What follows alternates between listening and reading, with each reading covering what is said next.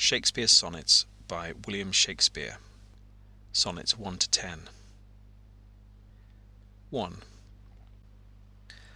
From fairest creatures we desire increase, that thereby beauty's rose might never die, but as the riper should by time decease, his tender air might bear his memory.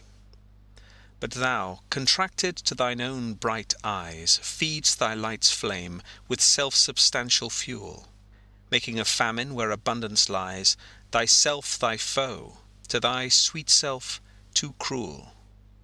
Thou that art now the world's fresh ornament, and only herald to the gaudy spring, within thine own bud buryest thy content, and tender churl makes waste in niggarding.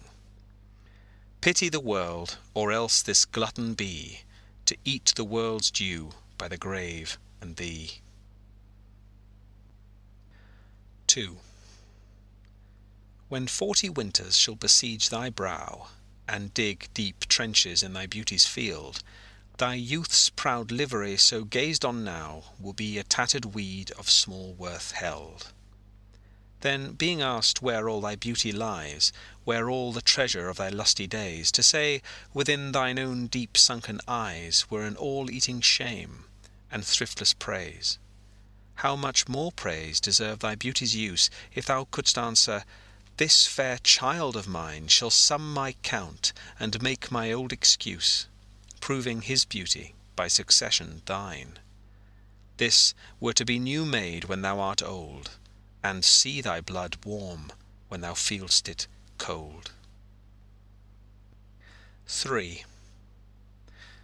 Look in thy glass, and tell the face thou viewest, now is the time that face should form another, whose fresh repair, if now thou not renewest, thou dost beguile the world, unbless some mother. For where is she so fair, whose uneared womb disdains the tillage of thy husbandry? Or who is he so fond will be the tomb of his self-love to stop posterity? Thou art thy mother's glass, and she in thee calls back the lovely April of her prime. So thou through windows of thine age shalt see, despite of wrinkles, this thy golden time. But if thou live, remembered not to be, die single, and thine image dies with thee. 4. Unthrifty loveliness, why dost thou spend upon thyself thy beauty's legacy? Nature's bequest gives nothing, but doth lend, and being frank she lends to those are free. Then, beauteous niggard, why dost thou abuse the bounteous largess given thee to give? Profitless usurer, why dost thou use so great a sum of sums, yet canst not live? For having traffic with thyself alone, thou of thyself thy sweet self dost deceive. Then how when nature calls thee to be gone, what acceptable audit canst thou leave? Thy unused beauty must be tombed with thee, which used lives, the executor to be. 5. Those hours that with gentle work did frame the lovely gaze, where every eye doth dwell, will play the tyrants to the very same, and that unfair which fairly doth excel. For never-resting time leads summer on to hideous winter, and confounds him there. Sap checked with frost, and lusty leaves quite gone, beauty o'ersnowed, and bareness everywhere. Then were not summer's distillation left, a liquid prisoner pent in walls of glass, beauty's effect with beauty were bereft, nor it, nor no remembrance what it was. But flowers distilled, though they with winter meet, least but their show, their substance still lives sweet. 6. Then let not winter's ragged hand deface in thee thy summer ere thou be distilled.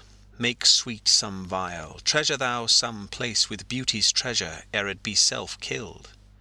That use is not forbidden usury, which happies those that pay the willing loan. That's for thyself to breed another thee. Or 10 times happier, be it 10 for 1, 10 times thyself were happier than thou art, if 10 of thine 10 times refigured thee, Then what could death do if thou shouldst depart, leaving thee living in posterity? Be not self-willed, for thou art much too fair to be death's conquest and make worms thine heir. 7. Lo, in the Orient, when the gracious light lifts up his burning head, each under-eye doth homage to his new-appearing sight, serving with looks his sacred majesty. And having climbed the steep up heavenly hill, resembling strong youth in his middle age, yet mortal looks adore his beauty still, attending on his golden pilgrimage. But when from highmost pitch with weary car, like feeble age, he reeleth from the day, the eyes fore duteous now converted are from his low tract, and look another way. So thou, thyself outgoing in thy noon, unlooked on diest, unless thou get a son. 8. Music to hear. Why hear'st thou music sadly? Sweets with sweets war not, joy delights in joy. Why lov'st thou that which thou receiv'st not gladly, or else receiv'st with pleasure thine annoy? If the true concord of well-tuned sounds by unions married do offend thine ear, they do but sweetly chide thee who confounds in singleness the parts that thou shouldst bear. Mark how one string, sweet husband to another, strikes each in each by mutual ordering, resembling sire and child and happy mother, who, all in one pleasing note do sing, whose speechless song, being many, seeming one, sings this to thee: thou single wilt prove none. 9. Is it for fear to wet a widow's eye that thou consumest thyself in single life? Ah, if thou issueless shall hap to die, the world will wail thee like a makeless wife. The world will be thy widow, and still weep that thou no form of thee hast left behind, when every private widow well may keep by children's eyes her husband's shape in mind. Look what an unthrift in the world doth spend, shifts but his place, for still the world enjoys it. But beauty's waste hath in the world an end, and kept unused, the user so destroys it. No love towards others in that bosom sits, that on himself such murderous shame commits. 10. For shame, deny that thou bear'st love to any, who for thyself art so unprovident. Grant, if thou wilt, thou art beloved of many, but that thou none lov'st is most evident. For thou art so possessed with murderous hate, that 'gainst thyself thou stick'st not to conspire, seeking that beauteous roof to ruinate, which to repair should be thy chief desire. O change thy thought, that I may change my mind. Shall hate be fairer lodged than gentle love? Be as thy presence is, gracious and kind, or to thyself at least kind-hearted prove. Make thee another self for love of me, that beauty still may live in thine or thee. End of Sonnets 1 to 10 of Shakespeare's Sonnets.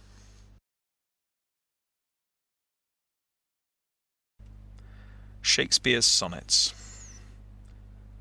Sonnets 11 to 20. 11. As fast as thou shalt wane, so fast thou growest in one of thine, from that which thou departest. And that fresh blood which youngly thou bestowest, thou mayst call thine when thou from youth convertest. Herein lies wisdom, beauty, and increase. Without this, folly, age, and cold decay. If all were minded so, the times should cease, and 60 years would make the world away. Let those whom nature hath not made for store, harsh, featureless, and rude, barrenly perish. Look whom she best endowed, she gave thee more, which bounteous gift thou shouldst in bounty cherish. She carved thee for her seal, and meant thereby thou shouldst print more, not let that copy die. 12. When I do count the clock that tells the time, and see the brave day sunk in hideous night, when I behold the violet past prime, and sable curls all silvered o'er with white, when lofty trees I see barren of leaves, which erst from heat did canopy the herd, and summer's green all girded up in sheaves, borne on the bier, with white and bristly beard. Then of thy beauty do I question make, that thou among the wastes of time must go, since sweets and beauties do themselves forsake, and die as fast as they see others grow. And nothing 'gainst time's scythe can make defence, save breed to brave him when he takes thee hence. 13. Oh, that you were yourself! But, love, you are no longer yours, than you yourself here live. Against this coming end you should prepare, and your sweet semblance to some other give. So should that beauty which you hold in lease find no determination. Then you were yourself again after yourself's decease, when your sweet issue your sweet form should bear. Who lets so fair a house fall to decay, which husbandry in honour might uphold, against the stormy gusts of winter's day, and barren rage of death's eternal cold? Oh, none but unthrifts. Dear my love, you know, you had a father. Let your son say so. 14.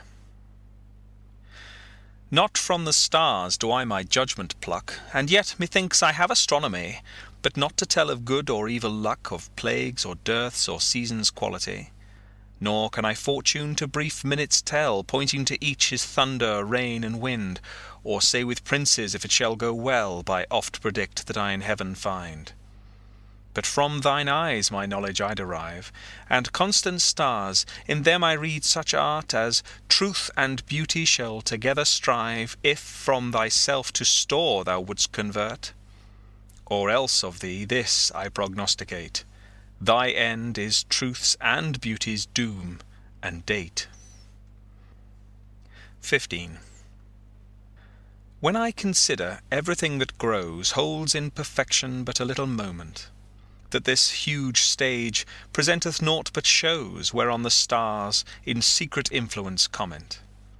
When I perceive that men as plants increase, cheered and checked even by the self-same sky, vaunt in their youthful sap, at height decrease, and wear their brave state out of memory, then the conceit of this inconstant stay sets you most rich in youth before my sight, where wasteful time debateth with decay, to change your day of youth to sullied night, and all in war with time for love of you. As he takes from you, I engraft you new. 16. But wherefore do you not a mightier way make war upon this bloody tyrant Time, and fortify yourself in your decay with means more blessed than my barren rhyme? Now stand you on the top of happy hours, and many maiden gardens yet unset with virtuous wish would bear you living flowers, much liker than your painted counterfeit. So should the lines of life that life repair, which this Time's pencil or my pupil pen, neither in inward worth nor outward fair, can make you live yourself in eyes of men. To give away yourself keeps yourself still, and you must live, drawn by your own sweet skill. 17. Who will believe my verse in time to come, if it were filled with your most high deserts? Though yet heaven knows it is but as a tomb which hides your life, and shows not half your parts. If I could write the beauty of your eyes, and in fresh numbers number all your graces, the age to come would say, this poet lies, such heavenly touches ne'er touched earthly faces.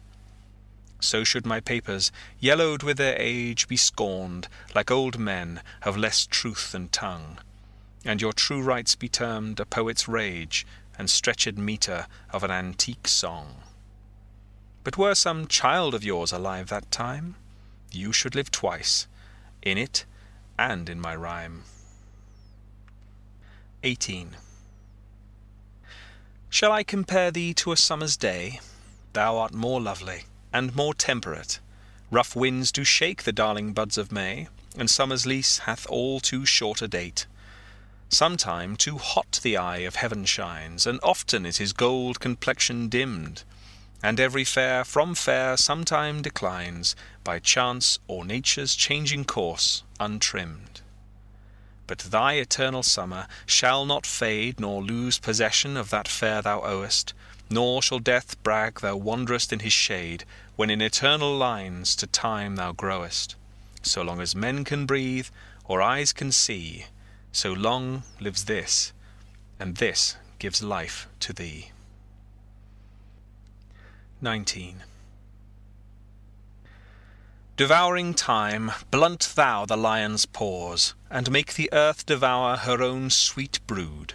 Pluck the keen teeth from the fierce tiger's jaws, and burn the long-lived phoenix in her blood. Make glad and sorry seasons as thou fleet'st, and do whate'er thou wilt, swift-footed time, to the wide world and all her fading sweets. But I forbid thee one most heinous crime. O carve not with thy hours on my love's fair brow, nor draw no lines there with thine antique pen. Him in thy course untainted do allow, for beauty's pattern to succeeding men. Yet do thy worst, old time, despite thy wrong. My love shall in my verse ever live young. 20. A woman's face, with nature's own hand painted, hast thou, the master mistress of my passion. A woman's gentle heart, but not acquainted with shifting change, as is false woman's fashion. An eye more bright than theirs, less false in rolling, gilding the object whereupon it gazeth. A man in hue all hues in his controlling, which steals men's eyes, and women's souls amazeth. And for a woman wert thou first created, till nature, as she wrought thee, fell a-doting, and by addition me of thee defeated, by adding one thing to my purpose nothing. But since she pricked thee out for women's pleasure, mine be thy love, and thy love's use their treasure. End of Sonnets 11 to 20 of Shakespeare's Sonnets.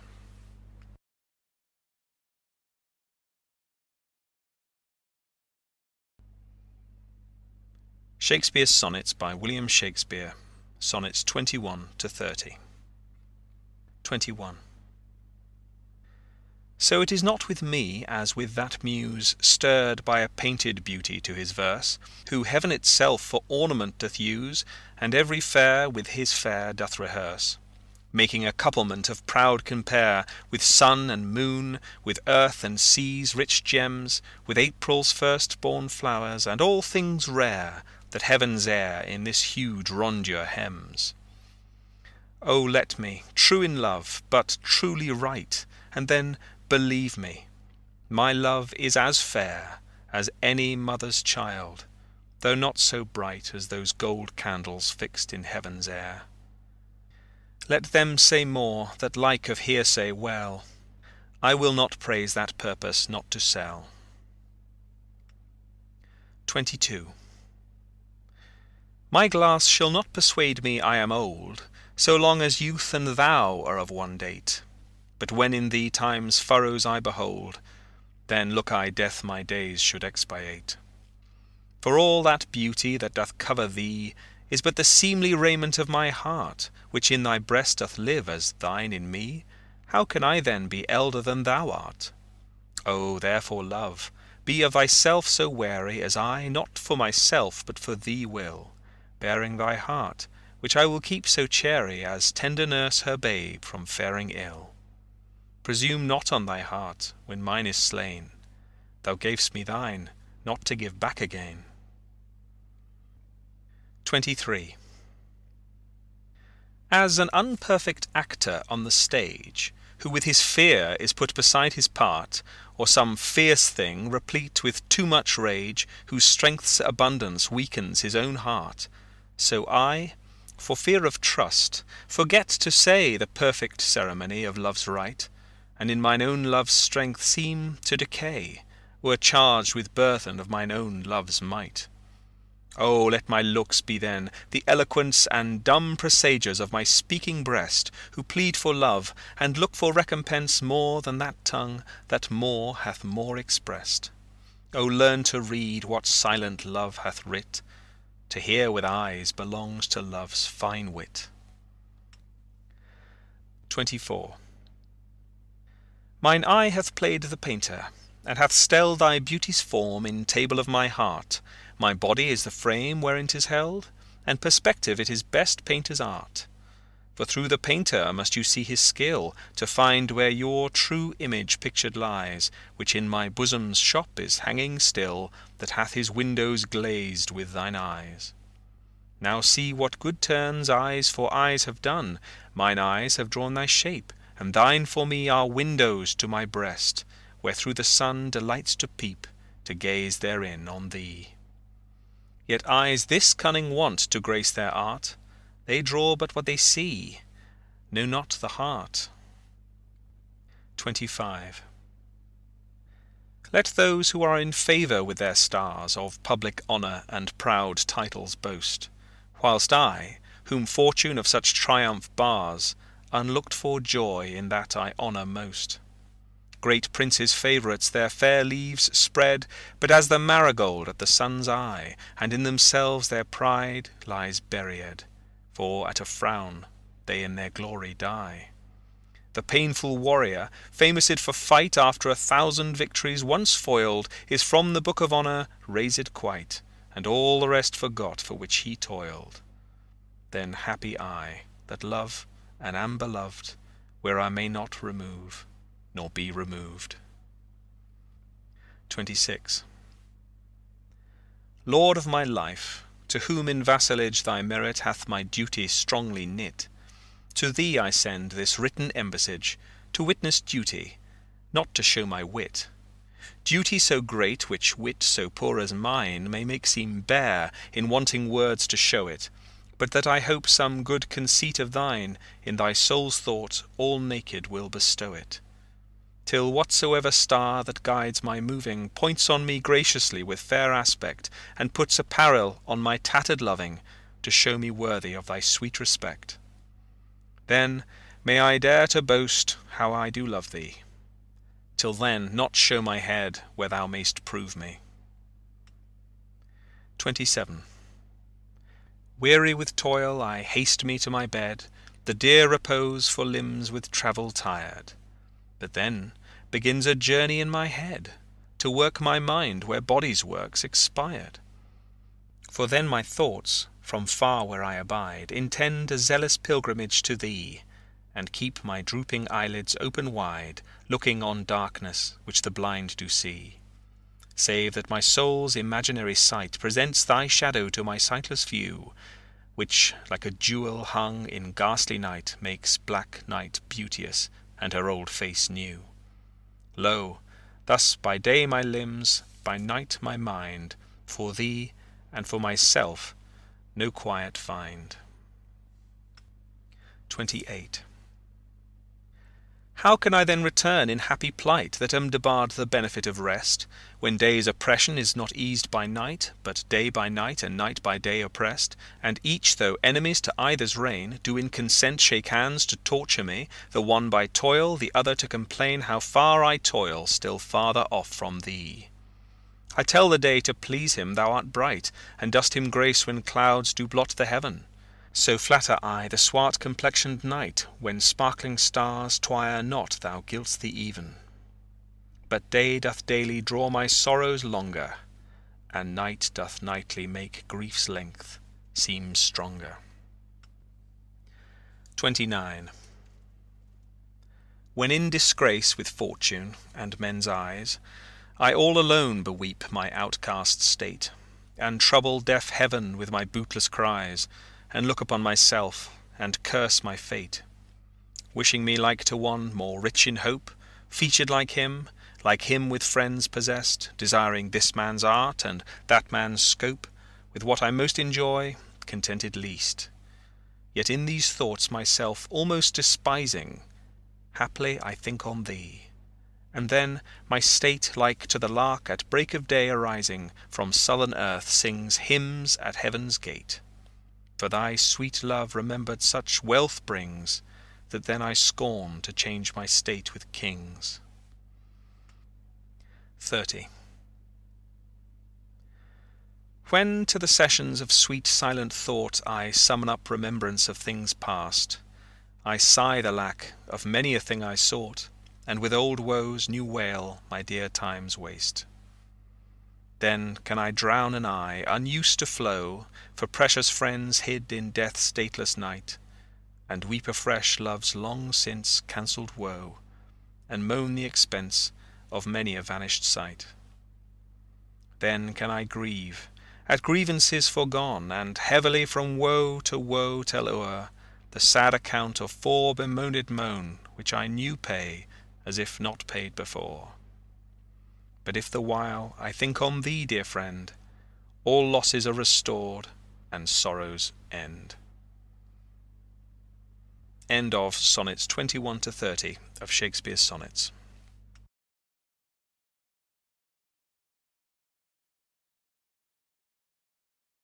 Shakespeare's Sonnets by William Shakespeare.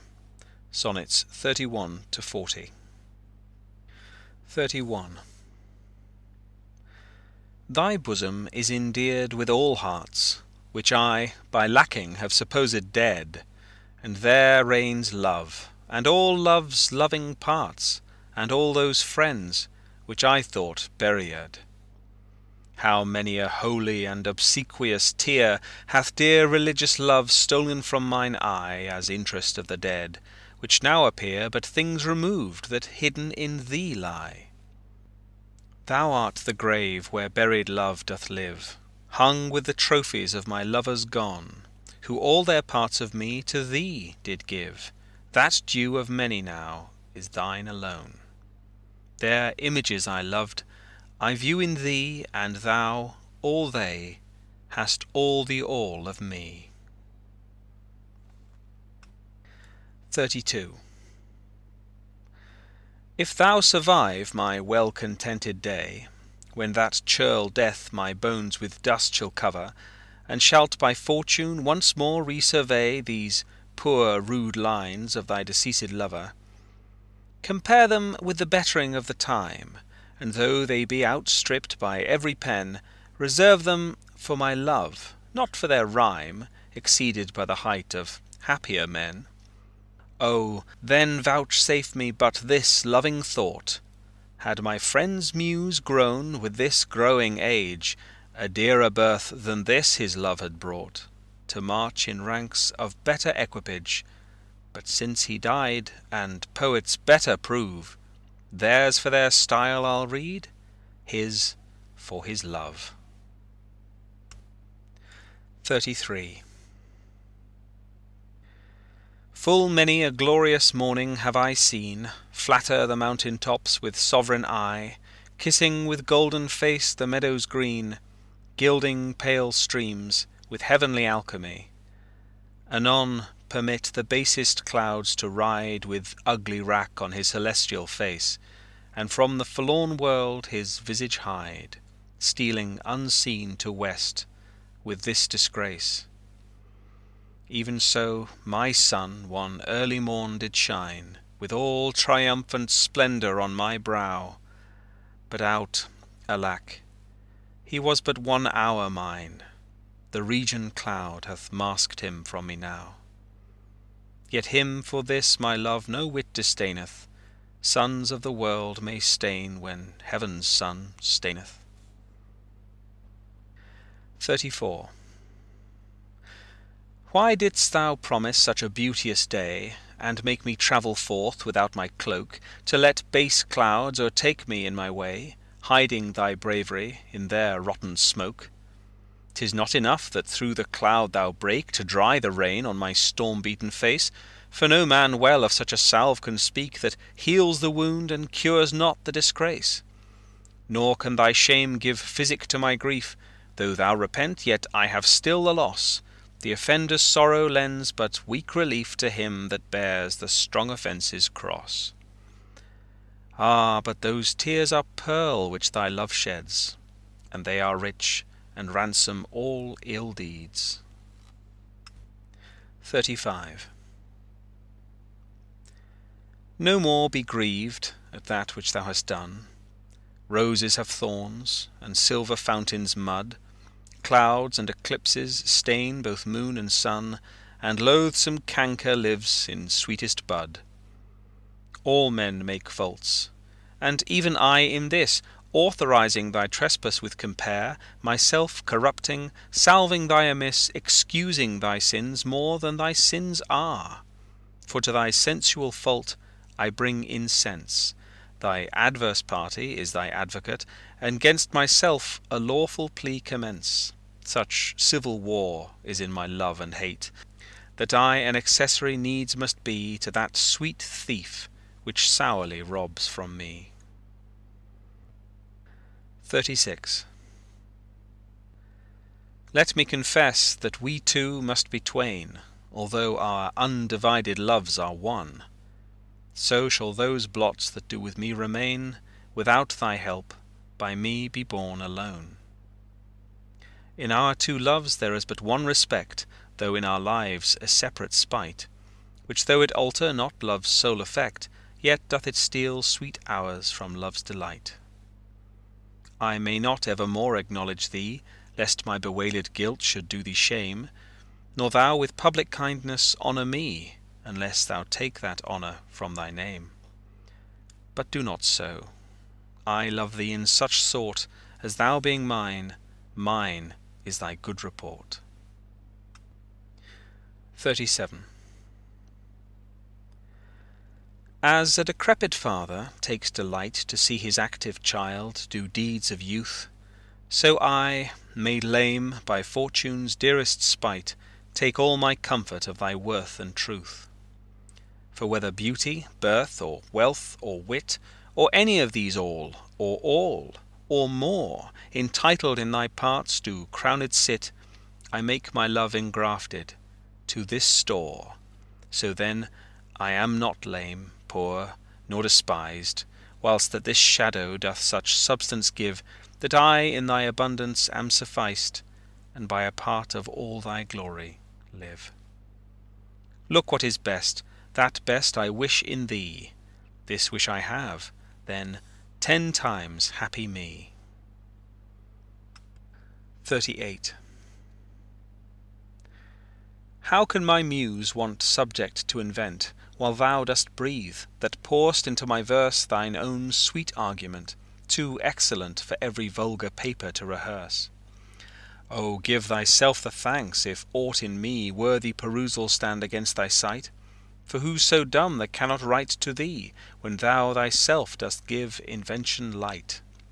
Be thou the 10th muse, 10 times more in worth than those old 9 which rhymers invocate, and he that calls on thee, let him bring forth eternal numbers to outlive long date. If my slight muse do please these curious days, the pain be mine, but thine shall be the praise. 39. O how thy worth with manners may I sing, when thou art all the better part of me? What can mine own praise to mine own self bring, and what is't but mine own, when I praise thee? Even for this, let us divided live, and our dear love lose name of single one, that by this separation I may give that due to thee which thou deserv'st alone. O absence, what a torment wouldst thou prove, were it not thy sour leisure gave sweet leave to entertain the time with thoughts of love, which time and thoughts so sweetly doth deceive, and that thou teachest how to make one twain, by praising him here, who doth hence remain. 40. Take all my loves, my love, yea, take them all. What hast thou then more than thou hadst before? No love, my love, that thou mayst true love call. All mine was thine, before thou hadst this more. Then, if for my love thou my love receivest, I cannot blame thee, for my love thou usest, but yet be blamed if thou thyself deceivest by wilful taste of what thyself refusest. I do forgive thy robbery, gentle thief, although thou steal thee all my poverty, and yet love knows it is a greater grief to bear love's wrongs than hate's known injury. Lascivious grace, in whom all ill well shows, kill me with spites, yet we must not be foes. End of Shakespeare's Sonnets 31 to 40.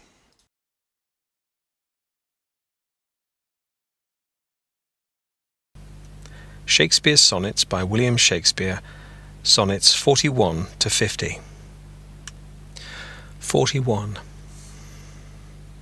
Those pretty wrongs that liberty commits when I am sometime absent from thy heart, thy beauty and thy years full well befits, for still temptation follows where thou art. Gentle thou art, and therefore to be won. Beauteous thou art, therefore to be assailed. And when a woman woos, what woman's son will sourly leave her till he hath prevailed? Ay me! But yet thou mightst my seat forbear, and chide thy beauty and thy straying youth, who leads thee in their riot, even there, where thou art forced to break a twofold truth. Hers by thy beauty tempting her to thee, thine by thy beauty being false to me. 42. That thou hast her, it is not all my grief, and yet it may be said I loved her dearly. That she hath thee is of my wailing chief, a loss in love that touches me more nearly. Loving offenders thus I will excuse ye. Thou dost love her, because thou know'st I love her, and for my sake even so doth she abuse me, suffering my friend for my sake to approve her. If I lose thee, my loss is my love's gain, and losing her, my friend hath found that loss. Both find each other, and I lose both twain. And both for my sake lay on me this cross. But here's the joy. My friend and I are one. Sweet flattery, then she loves but me alone. 43. When most I wink, then do mine eyes best see, for all the day they view things unrespected. But when I sleep, in dreams they look on thee, and darkly bright are bright in dark directed. Then thou, whose shadow shadows doth make bright, how would thy shadow's form happy show to the clear day, with thy much clearer light, when to unseeing eyes thy shade shines so? How would, I say, mine eyes be blessed made by looking on thee in the living day, when in dead night thy fair imperfect shade through heavy sleep on sightless eyes doth stay? All days are nights to see till I see thee, and nights bright days when dreams do show thee me. 44. If the dull substance of my flesh were thought, injurious distance should not stop my way, for then, despite of space, I would be brought from limits far remote where thou dost stay.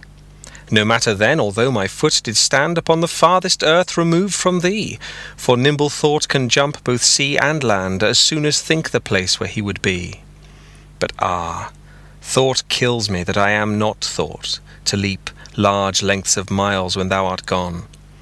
But that so much of earth and water wrought, I must attend time's leisure with my moan, receiving naught by elements so slow, but heavy tears, badges of either's woe. 45. The other two, slight air and purging fire, are both with thee, wherever I abide. The first my thought, the other my desire, these present absent with swift motion slide. For when these quicker elements are gone in tender embassy of love to thee, my life, being made of four, with two alone sinks down to death, oppressed with melancholy. Until life's composition be re-cured by those swift messengers returned from thee, who even but now come back again, assured of thy fair health, recounting it to me. This told, I joy. But then, no longer glad, I send them back again, and straight grow sad. 46. Mine eye and heart are at a mortal war, how to divide the conquest of thy sight. Mine eye, my heart, thy picture's sight would bar, my heart, mine eye, the freedom of that right. My heart doth plead that thou in him doth lie, a closet never pierced with crystal eyes. But the defendant doth that plea deny, and says in him thy fair appearance lies. To side this title is in panelled a quest of thoughts, all tenants to the heart, and by their verdict is determined the clear eye's moiety, and the dear heart's part, as thus: mine eye's due is thy outward part, and my heart's right thy inward love of heart. 47. Betwixt mine eye and heart a league is took, and each doth good turns now unto the other. When that mine eye is famished for a look, or heart in love with sighs himself doth smother. With my love's picture then my eye doth feast, and to the painted banquet bids my heart. Another time mine eye is my heart's guest, and in his thoughts of love doth share a part. So either by thy picture or my love, thyself away art present still with me. For thou not farther than my thoughts can move, and I am still with them, and they with thee. Or if they sleep, thy picture is my sight, awakes my heart to heart's and eyes' delight. 48. How careful was I when I took my way, each trifle under truest bars to thrust, that to my use it might unused stay from hands of falsehood in sure wards of trust. But thou, to whom my jewels trifles are, most worthy comfort, now my greatest grief, thou best of dearest and mine only care, art left the prey of every vulgar thief. Thee have I not locked up in any chest, save where thou art not, though I feel thou art, within the gentle closure of my breast, from whence at pleasure thou mayst come and part. And even thence thou wilt be stolen, I fear, for truth proves thievish for a prize so dear. 49.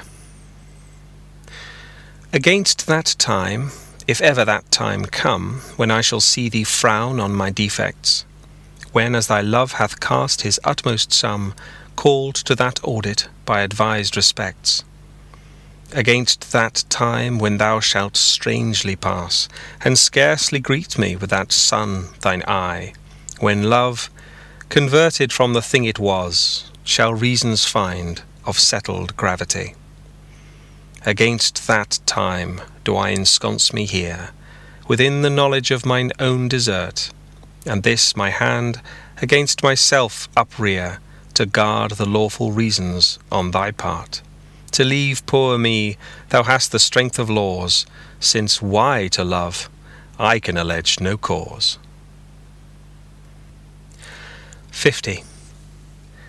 How heavy do I journey on the way, when what I seek, my weary travels end, doth teach that ease and that repose to say, thus far the miles are measured from thy friend.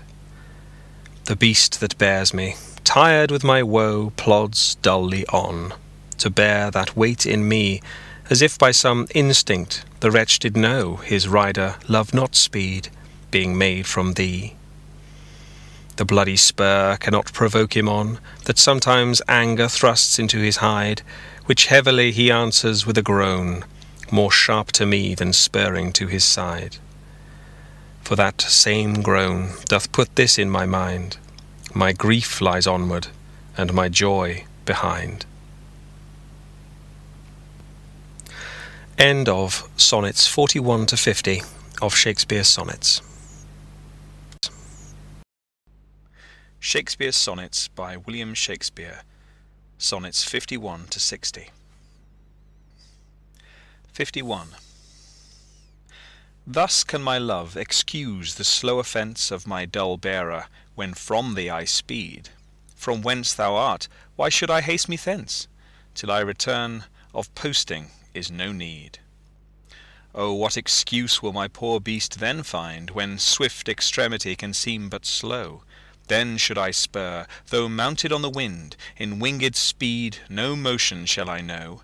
Then can no horse with my desire keep pace. Therefore desire, of perfect's love being made, shall neigh no dull flesh in his fiery race, but love for love thus shall excuse my jade.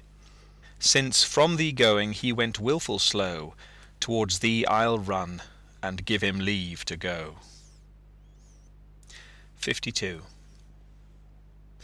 So am I as the rich, whose blessed key can bring him to his sweet uplocked treasure, the which he will not every hour survey, for blunting the fine point of seldom pleasure.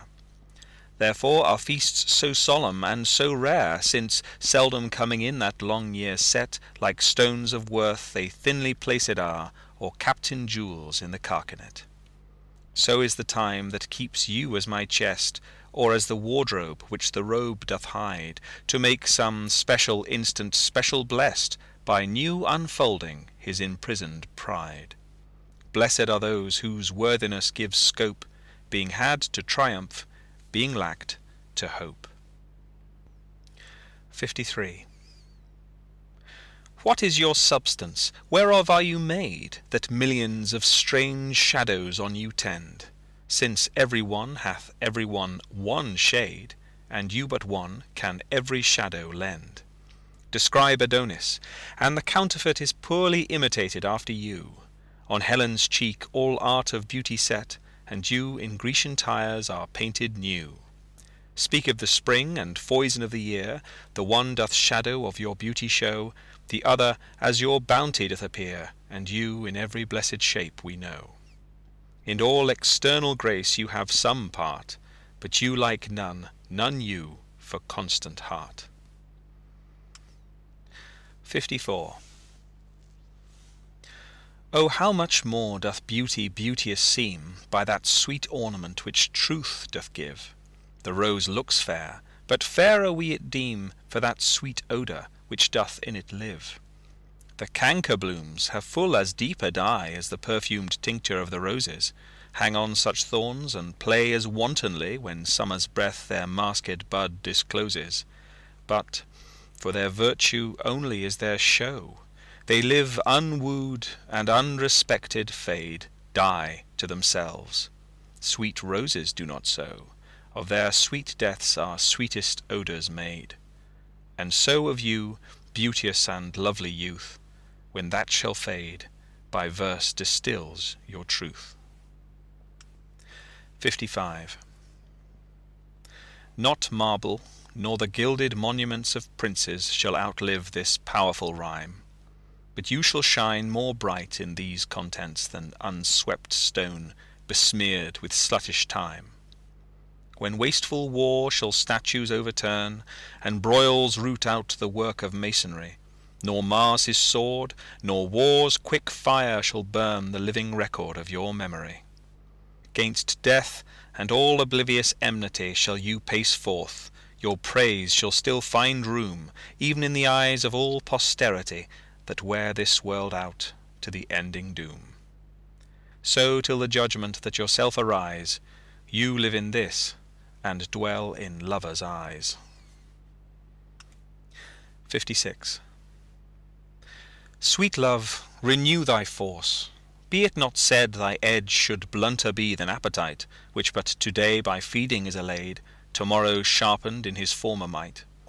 So, love, be thou, although to-day thou fill thy hungry eyes, even till thy wink with fullness, to-morrow see again, and do not kill the spirit of love with a perpetual dullness. Let this sad interim like the ocean be, which parts the shore, where two contracted new come daily to the banks, that when they see return of love, more blessed may be the view. Or call it winter, which being full of care, makes summer welcome, thrice more wished, more rare. 57. Being your slave, what should I do but tend upon the hours and times of your desire? I have no precious time at all to spend, nor services to do till you require. Nor dare I chide the world without end hour, whilst I, my sovereign, watch the clock for you, nor think the bitterness of absence sour, when you have bid your servant once adieu. Nor dare I question with my jealous thought where you may be, or your affairs suppose, but, like a sad slave, stay and think of naught save where you are, how happy you make those. So true a fool is love, that in your will, though you do anything, he thinks no ill. 58. That God forbid that made me first your slave, I should in thought control your times of pleasure, or at your hand the account of hours to crave, being your vassal, bound to stay your leisure. Oh, let me suffer, being at your beck, the imprisoned absence of your liberty, and patience, tame to sufferance, bide each check, without accusing you of injury. Beware you list, your charter is so strong, that you yourself may privilege your time to what you will. To you it doth belong, yourself to pardon of self-doing crime. I am to wait, though waiting so be hell, not blame your pleasure, be it ill or well. 59. If there be nothing new, but that which is hath been before, how are our brains beguiled, which labouring for invention bear amiss the second burthen of a former child?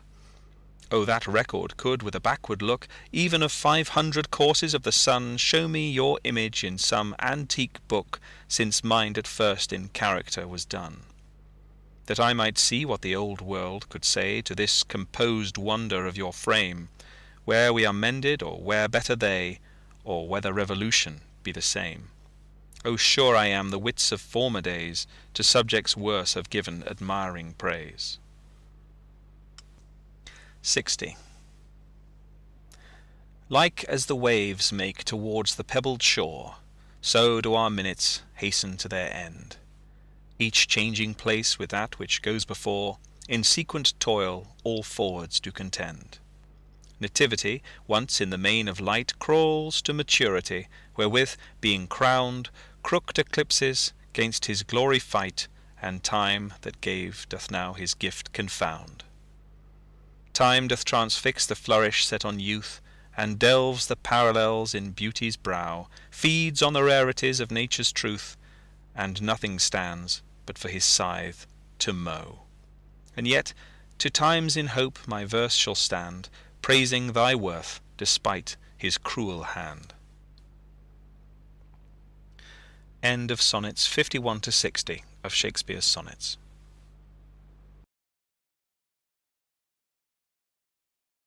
Shakespeare's Sonnets by William Shakespeare, Sonnets 61 to 70.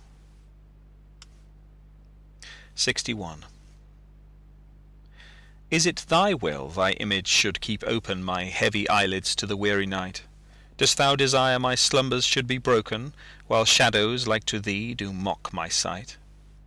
Is it thy spirit that thou send'st from thee so far from home into my deeds to pry, to find out shames and idle hours in me, the scope and tenure of thy jealousy? Oh no, thy love, though much, is not so great.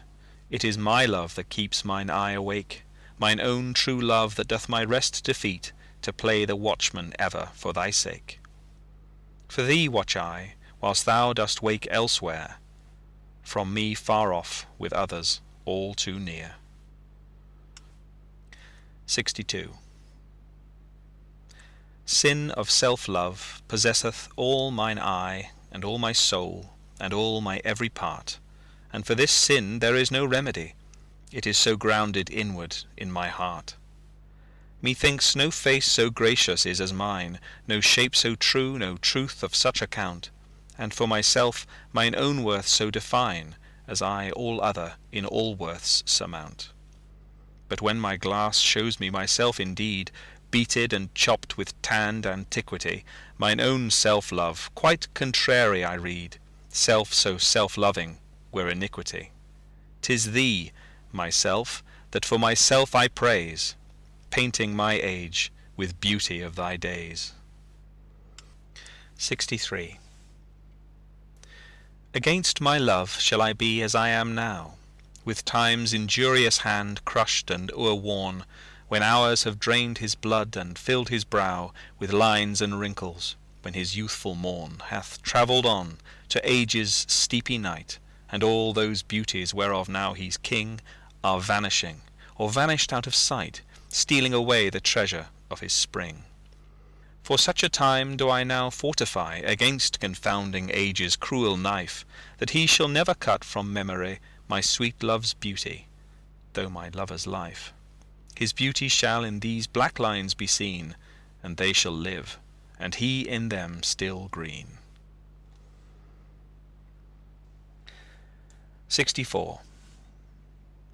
When I have seen by time's fell hand defaced the rich proud cost of outward buried age, when sometime lofty towers I see down raised, and brass eternal slave to mortal rage, when I have seen the hungry ocean gain advantage on the kingdom of the shore, and the firm soil win of the watery main, increasing store with loss and loss with store, when I have seen such interchange of state, or state itself confounded to decay, ruin hath taught me thus to ruminate, that time will come and take my love away.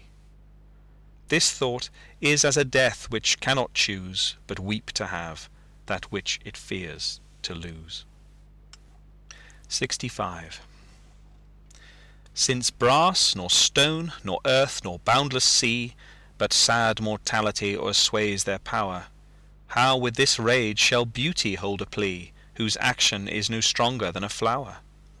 Oh, how shall summer's honey breath hold out against the wrackful siege of battering days, when rocks impregnable are not so stout, nor gates of steel so strong, but time decays? Oh, fearful meditation! Where, alack, shall time's best jewel from time's chest lie hid? Or what strong hand can hold his swift foot back, or who his spoil of beauty can forbid? Oh, none, unless this miracle have might, that in black ink my love may still shine bright. 66. Tired with all these, for restful death I cry, as to behold desert a beggar born, and needy nothing untrimmed in jollity, and purest faith unhappily forsworn, and gilded honour shamefully misplaced, and maiden virtue rudely strumpeted, and right perfection wrongfully disgraced, and strength by limping sway disabled, and art made tongue-tied by authority, and folly doctor-like controlling skill, and simple truth miscalled simplicity, and captive good attending captain ill. Tired with all these, from these would I be gone, save that, to die, I leave my love alone. 67. Ah, wherefore with infection should he live, and with his presence grace impiety, that sin by him advantage should achieve, and lace itself with his society? Why should false painting imitate his cheek, and steal dead seeming of his living hue? Why should poor beauty indirectly seek roses of shadow, since his rose is true? Why should he live, now nature bankrupt is, beggared of blood to blush through lively veins? For she hath no exchequer now but his, and proud of many lives upon his gains. O him she stores, to show what wealth she had in days long since, before these last so bad. 68. Thus is his cheek the map of days outworn, when beauty lived and died as flowers do now, before these bastard signs of fair were born, or durst inhabit on a living brow. Before the golden tresses of the dead, the right of sepulchres were shorn away, to live a second life on second head, ere beauty's dead fleece made another gay. In him those holy antique hours are seen, without all ornament itself and true, making no summer of another's green, robbing no old to dress his beauty new. And him as for a map doth nature store, to show false art what beauty was of yore. 69. Those parts of thee that the world's eye doth view want nothing that the thought of hearts can mend. All tongues, the voice of souls, give thee that due, uttering bare truth, even so as foes commend. Thy outward thus with outward praise is crowned, but those same tongues that give thee so thine own, in other accents do this praise confound, by seeing farther than the eye hath shown. They look into the beauty of thy mind, and that in guess they measure by thy deeds. Then, churls, their thoughts, although their eyes were kind, to thy fair flower add the rank smell of weeds. But why thy odour matcheth not thy show? The soil is this, that thou dost common grow. 70. That thou art blamed shall not be thy defect, for slander's mark was ever yet the fair. The ornament of beauty is suspect, a crow that flies in heaven's sweetest air. So thou be good. Slander doth but approve thy worth, the greater being wooed of time. For canker vice the sweetest buds doth love, and thou presentest a pure unstained prime. Thou hast passed by the ambush of young days, either not assailed, or victor being charged. Yet this thy praise cannot be so thy praise, to tie up envy, evermore enlarged. If some suspect of ill masked not thy show, then thou alone kingdoms of hearts shouldst owe. End of Sonnets 61 to 70 of Shakespeare's Sonnets. Shakespeare's Sonnets by William Shakespeare. Sonnets 71 to 80. 71. No longer mourn for me when I am dead, then you shall hear the surly sullen bell give warning to the world that I am fled from this vile world with vilest worms to dwell. Nay, if you read this line, remember not the hand that writ it, for I love you so that I in your sweet thoughts would be forgot, if thinking on me then should make you woe. Oh, if, I say, you look upon this verse when I perhaps compounded am with clay, do not so much as my poor name rehearse, let your love even with my life decay, lest the wise world should look into your moan, and mock you with me after I am gone. 72. Oh, lest the world should task you to recite what merit lived in me, that you should love after my death, dear love, forget me quite, for you in me can nothing worthy prove. Unless you would devise some virtuous lie, to do more for me than mine own desert, and hang more praise upon deceased eye than niggard truth would willingly impart. Oh, lest your true love may seem false in this, that you for love speak well of me untrue, my name be buried where my body is, and live no more to shame, nor me nor you. For I am shamed by that which I bring forth, and so should you, to love things nothing worth.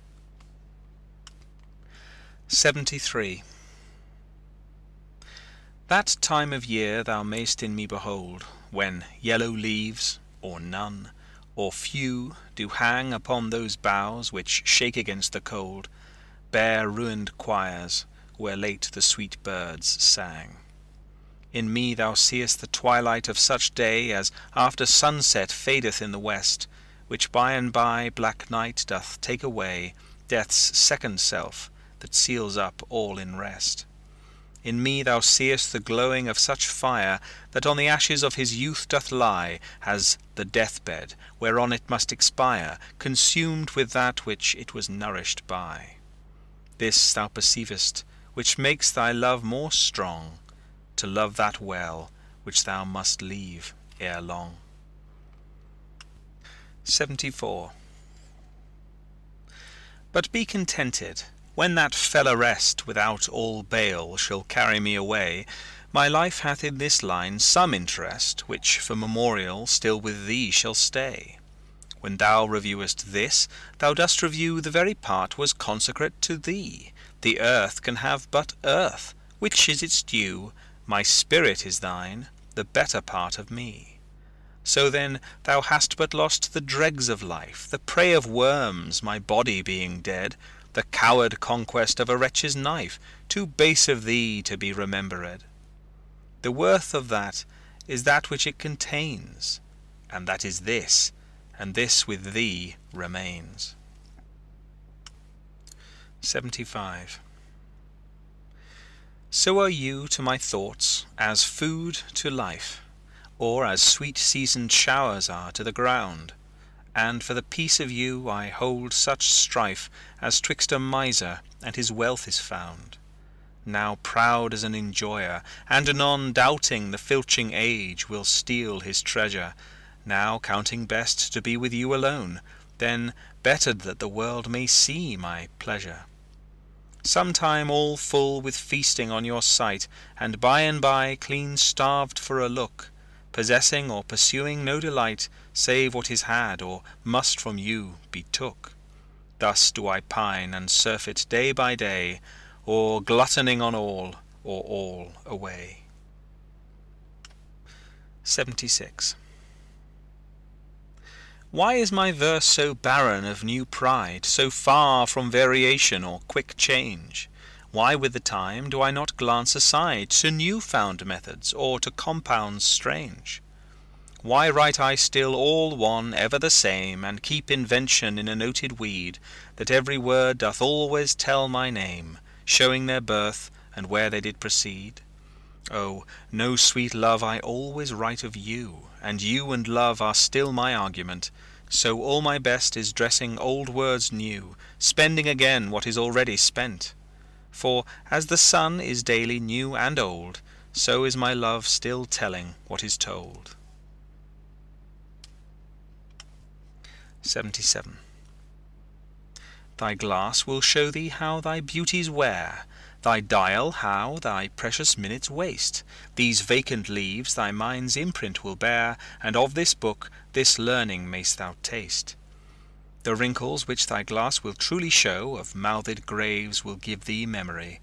Thou by thy dial's shady stealth mayst know time's thievish progress to eternity.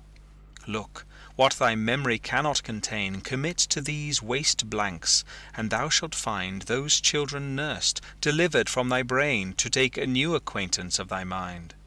These offices, so oft as thou wilt look, shall profit thee, and much enrich thy book. 78.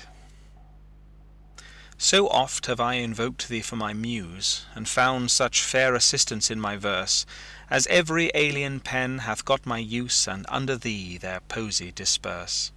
Thine eyes, that taught the dumb on high to sing, and heavy ignorance aloft to fly, have added feathers to the learned's wing, and given grace a double majesty. Yet be most proud of that which I compile, whose influence is thine, and born of thee. In others' works thou dost but mend the style, and arts with thy sweet graces graced be. But thou art all my art, and dost advance as high as learning my rude ignorance. 79. Whilst I alone did call upon thy aid, my verse alone had all thy gentle grace.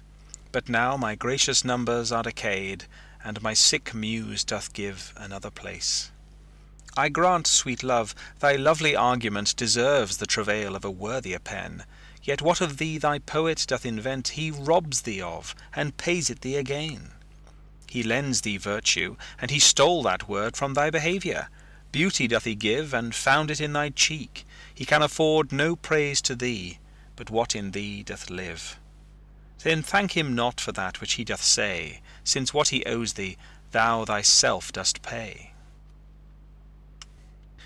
80. Oh, how I faint, when I of you do write, knowing a better spirit doth use your name, and in the praise thereof spends all his might, to make me tongue-tied, speaking of your fame. But since your worth wide as the ocean is, the humble as the proudest sail doth bear, my saucy bark, inferior far to his, on your broad main doth wilfully appear. Your shallowest help will hold me up afloat, whilst he upon your soundless deep doth ride. Or being wracked, I am a worthless boat, he of tall building and of goodly pride. Then if he thrive, and I be cast away, the worst is this, my love was my decay.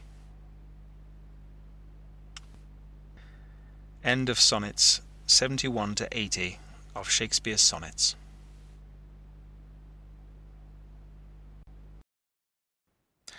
Shakespeare's Sonnets by William Shakespeare.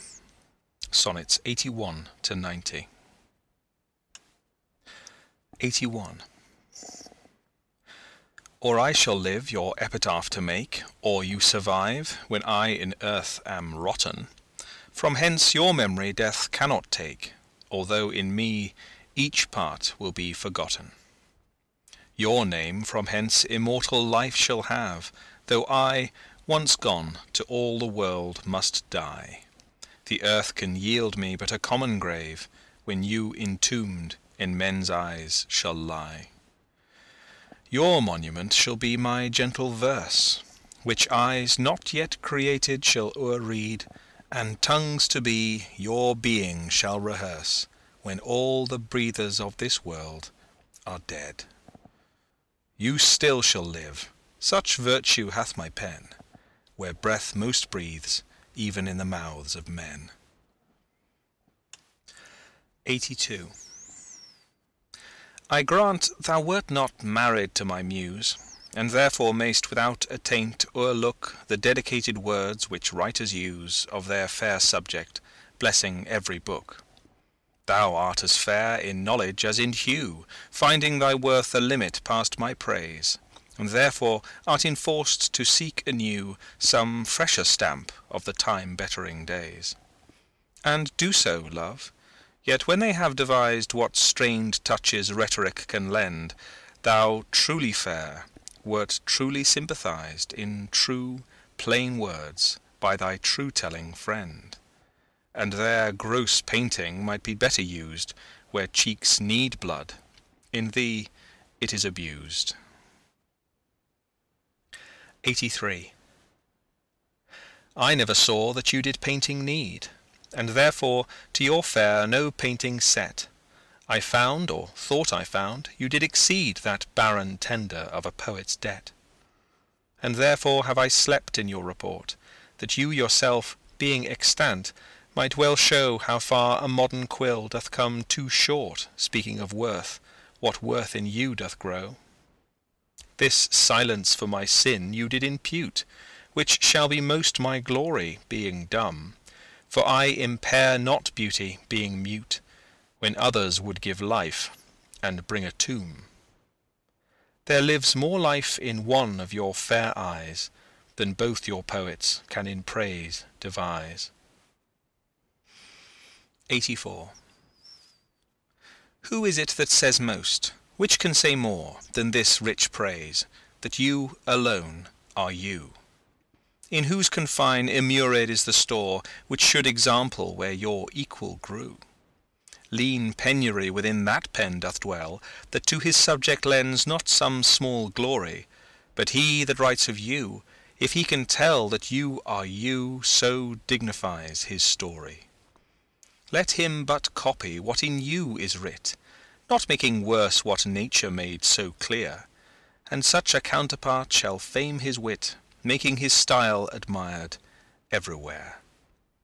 You to your beauteous blessings add a curse, being fond of praise, which makes your praises worse. 85. My tongue-tied muse in manners holds her still, while comments of your praise richly compiled reserve their character with golden quill, and precious phrase by all the muses filled. I think good thoughts, whilst others write good words, and like unlettered clerk still cry Amen to every hymn that able spirit affords in polished form of well-refined pen. Hearing you praised, I say, 'Tis so, 'tis true, and to the most of praise add something more.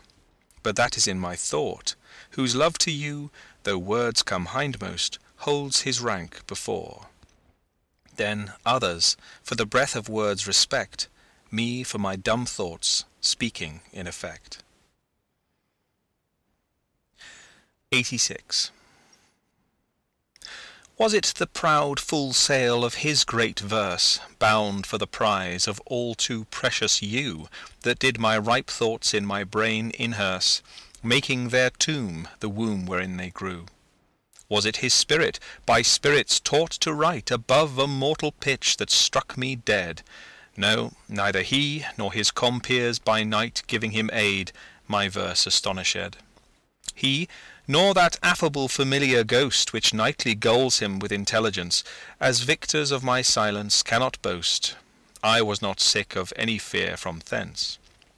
But when your countenance filled up his line, then lacked I matter, that enfeebled mine. 87. Farewell, thou art too dear for my possessing, and like enough thou know'st thy estimate. The charter of thy worth gives thee releasing, my bonds in thee are all determinate. For how do I hold thee but by thy granting? And for that riches, where is my deserving? The cause of this fair gift in me is wanting, and so my patent back again is swerving. Thyself thou gavest, thy own worth then not knowing, or me to whom thou gav'st it else mistaking. So thy great gift, upon misprision growing, comes home again, on better judgment making. Thus have I had thee, as a dream doth flatter, in sleep a king, but waking no such matter. 88. When thou shalt be disposed to set me light, and place my merit in the eye of scorn, upon thy side against myself I'll fight, and prove thee virtuous, though thou art forsworn. With mine own weakness, being best acquainted, upon thy part I can set down a story of faults concealed, wherein I am attainted, that thou in losing me shall win much glory. And I by this will be a gainer too, for bending all my loving thoughts on thee, the injuries that to myself I do, doing thee vantage, double vantage me. Such is my love, to thee I so belong, that for thy right myself will bear all wrong. 89. Say that thou didst forsake me for some fault, and I will comment upon that offence. Speak of my lameness, and I straight will halt against thy reasons, making no defence. Thou canst not, love, disgrace me half so ill, to set a form upon desired change, as I'll myself disgrace, knowing thy will, I will acquaintance strangle, and look strange. Be absent from thy walks, and in my tongue thy sweet beloved name no more shall dwell, lest I, too much profane, should do it wrong, and haply of our old acquaintance tell. For thee, against myself I'll vow debate, for I must ne'er love him whom thou dost hate. 90.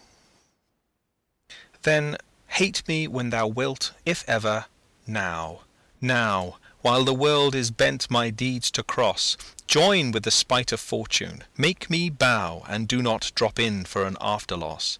Ah, do not, when my heart hath scaped this sorrow, come in the rearward of a conquered woe. Give not a windy night a rainy morrow, to linger out a purposed overthrow. If thou wilt leave me, do not leave me last, when other petty griefs have done their spite. But in the onset come, so shall I taste at first the very worst of fortune's might. And other strains of woe, which now seem woe, compared with loss of thee, will not seem so. End of Sonnets 81 to 90 of Shakespeare's Sonnets. Shakespeare's Sonnets by William Shakespeare. Sonnets 91 to 100. 91. Some glory in their birth, some in their skill, some in their wealth, some in their body's force, some in their garments, though new-fangled ill, some in their hawks and hounds, some in their horse. But every humour hath his adjunct pleasure, wherein it finds a joy above the rest. But these particulars are not my measure, all these I better in one general best. Thy love is better than high birth to me, richer than wealth, prouder than garments' costs, of more delight than hawks and horses be, and having thee, of all men's pride I boast. Wretched in this alone, that thou mayst take all this away, and me most wretched make. 92. But do thy worst to steal thyself away, for term of life thou art assured mine, and life no longer than thy love will stay, for it depends upon that love of thine. Then need I not to fear the worst of wrongs, when in the least of them my life hath end. I see a better state to me belongs than that which on thy humour doth depend.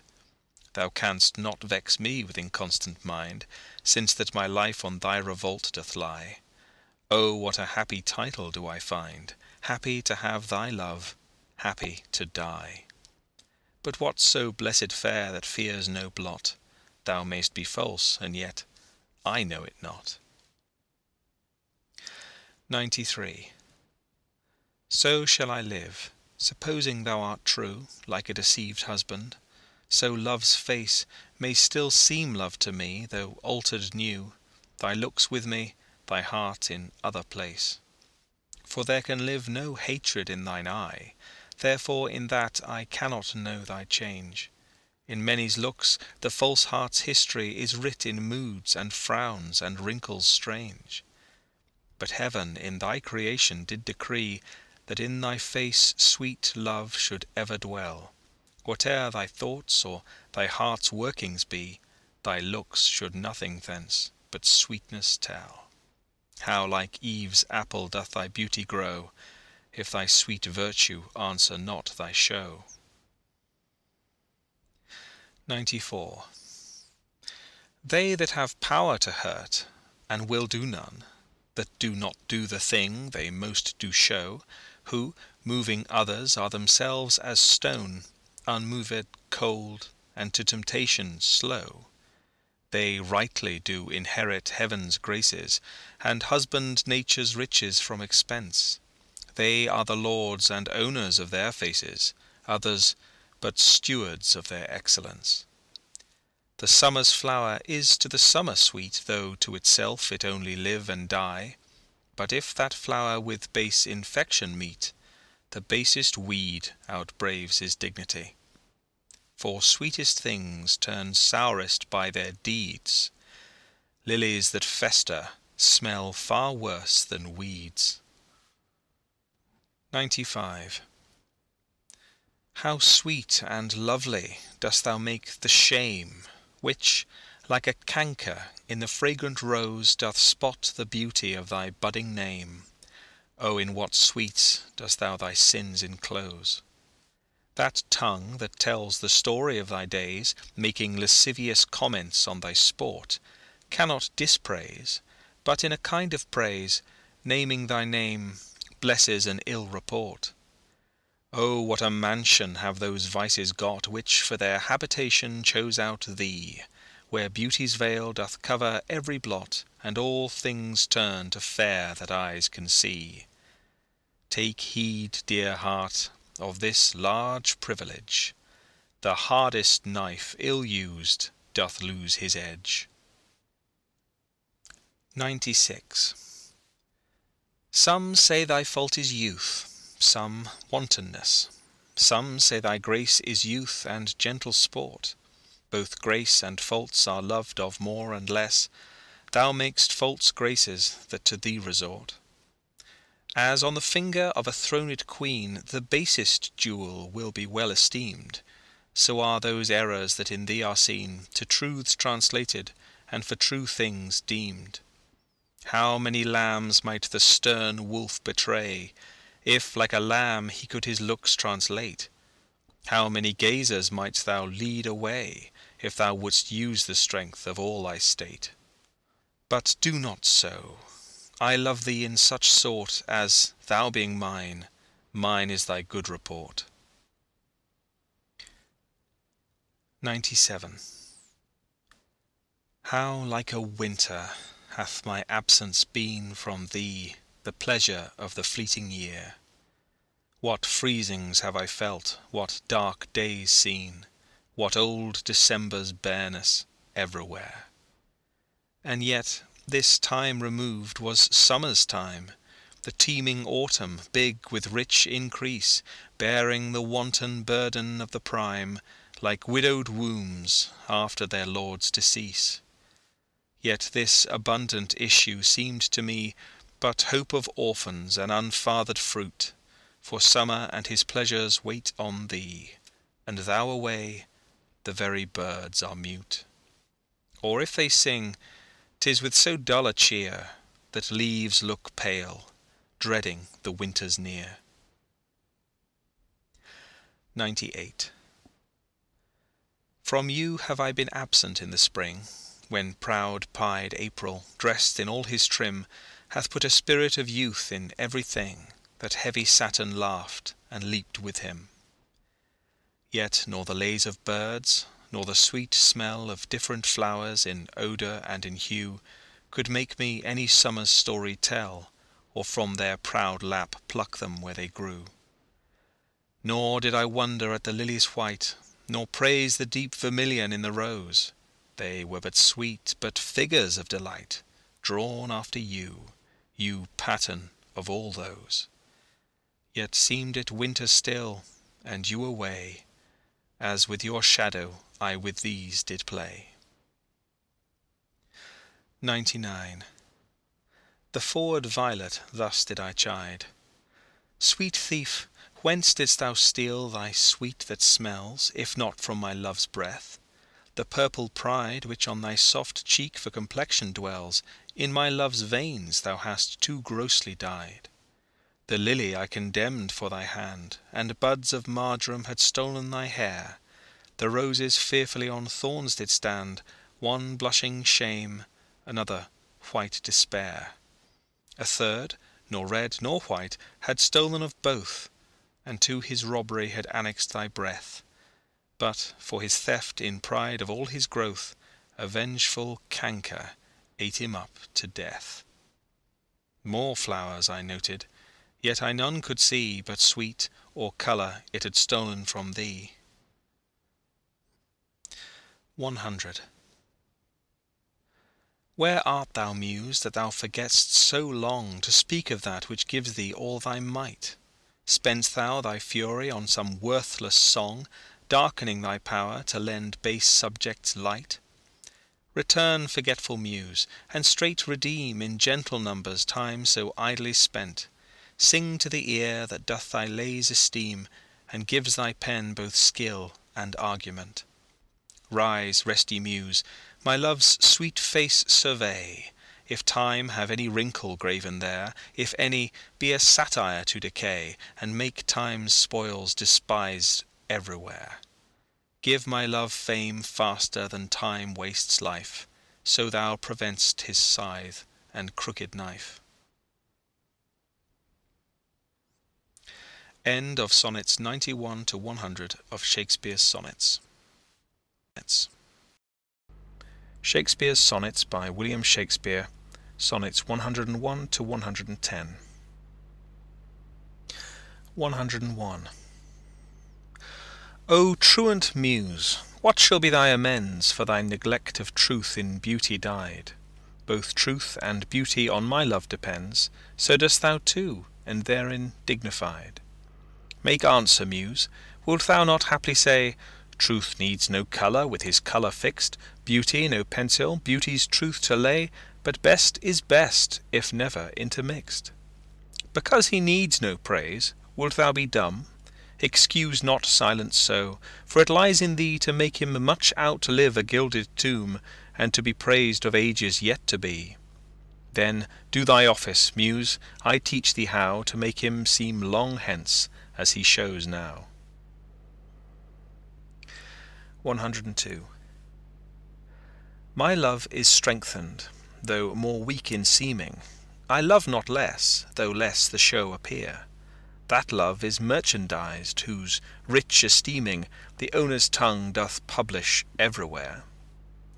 Our love was new, and then but in the spring, when I was wont to greet it with my lays, as Philomel in summer's front doth sing, and stops her pipe in growth of riper days. Not that the summer is less pleasant now than when her mournful hymns did hush the night, but that wild music burthens every bough, and sweets grown common lose their dear delight. Therefore, like her, I sometime hold my tongue, because I would not dull you with my song. 103. Alack, what poverty my muse brings forth, that having such a scope to show her pride, the argument all bare is of more worth than when it hath my added praise beside. O blame me not, if I no more can write. Look in your glass, and there appears a face that overgoes my blunt invention quite, dulling my lines, and doing me disgrace. Were it not sinful then, striving to mend, to mar the subject that before was well? For to no other pass my verses tend, than of your graces and your gifts do tell. And more, much more than in my verse can sit, your own glass shows you when you look in it. 104. To me, fair friend, you never can be old. For as you were when first your eye I eyed, such seems your beauty still. 3 winters cold have from the forests shook 3 summers' pride. 3 beauteous springs to yellow autumn turned, in process of the seasons have I seen. 3 April perfumes in 3 hot Junes burned, since first I saw you fresh, which yet are green. Ah, yet doth beauty like a dial hand steal from his figure, and no pace perceived. So your sweet hue, which methinks still doth stand, hath motion, and my eye may be deceived. For fear of which, hear this, thou age unbred, ere you were born was beauty's summer dead. 105. Let not my love be called idolatry, nor my beloved as an idol show, since all alike my songs and praises be to one of one, still such and ever so. Kind is my love today, tomorrow kind, still constant in a wondrous excellence. Therefore my verse to constancy confined, one thing expressing, leaves out difference. Fair, kind, and true is all my argument, fair, kind, and true, varying to other words, and in this change is my invention spent, 3 themes in one, which wondrous scope affords. Fair, kind, and true have often lived alone, which 3 till now never kept seat in one. 106. When, in the chronicle of wasted time, I see descriptions of the fairest wights, and beauty making beautiful old rhyme in praise of ladies dead and lovely knights, then, in the blazon of sweet beauty's best, of hand, of foot, of lip, of eye, of brow, I see their antique pen would have expressed even such a beauty as you master now. So all their praises are but prophecies of this our time, all you prefiguring, and for they looked but with divining eyes, they had not skill enough your worth to sing. For we, which now behold these present days, have eyes to wonder, but lack tongues to praise. 107. Not mine own fears, nor the prophetic soul of the wide world dreaming on things to come, can yet the lease of my true love control, supposed as forfeit to a confined doom. The mortal moon hath her eclipse endured, and the sad augurs mock their own presage. Incertainties now crown themselves assured, and peace proclaims olives of endless age.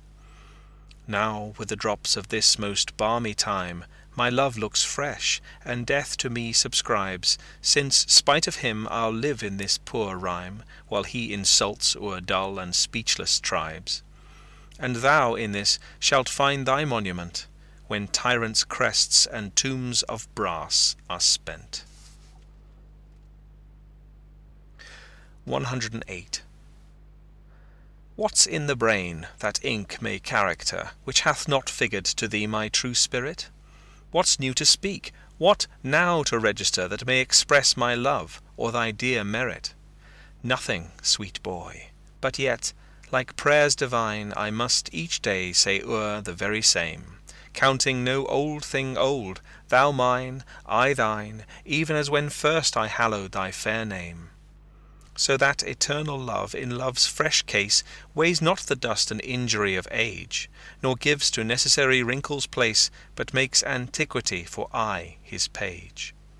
Finding the first conceit of love there bred, where time and outward form would show it dead. 109. Oh, never say that I was false of heart, though absence seemed my flame to qualify. As easy might I from myself depart, as from my soul, which in thy breast doth lie. That is my home of love. If I have ranged like him that travels, I return again, just to the time, not with the time exchanged, so that myself bring water for my stain. Never believe, though in my nature reigned all frailties that besiege all kinds of blood, that it could so preposterously be stained to leave for nothing all thy sum of good. For nothing this wide universe I call, save thou, my rose, in it thou art my all. 110. Alas, 'tis true, I have gone here and there, and made myself a motley to the view, gored mine own thoughts, sold cheap what is most dear, made old offences of affections new. Most true it is, that I have looked on truth askance and strangely, but, by all above, these blenches give my heart another youth, and worse essays prove thee my best of love. Now all is done, save what shall have no end. Mine appetite I never more will grind on newer proof, to try an older friend, a god in love, to whom I am confined. Then give me welcome, next my heaven the best, even to thy pure and most loving breast. End of Sonnets 101 to 110 of Shakespeare's Sonnets. Shakespeare's Sonnets by William Shakespeare, Sonnets 111 to 120. 111. Oh, for my sake, do you with fortune chide the guilty goddess of my harmful deeds, that did not better for my life provide than public means, which public manners breeds. Thence comes it that my name receives a brand, and almost thence my nature is subdued to what it works in, like the dyer's hand. Pity me then, and wish I were renewed. Whilst, like a willing patient, I will drink potions of Isel 'gainst my strong infection, no bitterness that I will bitter think, nor double penance to correct correction. Pity me then, dear friend, and I assure ye, even that your pity is enough to cure me. 112. Your love and pity doth the impression fill, which vulgar scandal stamped upon my brow. For what care I who calls me well or ill, so you o'ergreen my bad, my good allow? You are my all the world, and I must strive to know my shames and praises from your tongue. None else to me, nor I to none alive, that my steeled sense or changes right or wrong. In so profound abysm I throw all care of others' voices, that my adder's sense to critic and to flatterer stopped are. Mark how with my neglect I do dispense. You are so strongly in my purpose bred, that all the world besides methinks are dead. 113. Since I left you, mine eye is in my mind, and that which governs me to go about, doth part his function and is partly blind, seems seeing, but effectually is out. For it no form delivers to the heart of bird, of flower or shape which it doth latch, of his quick objects hath the mind no part, nor his own vision holds what it doth catch. For if it see the rudest or gentlest sight, the most sweet favour, or deformedest creature, the mountain or the sea, the day or night, the crow or dove, it shapes them to your feature. Incapable of more, replete with you, my most true mind thus maketh mine untrue. 114.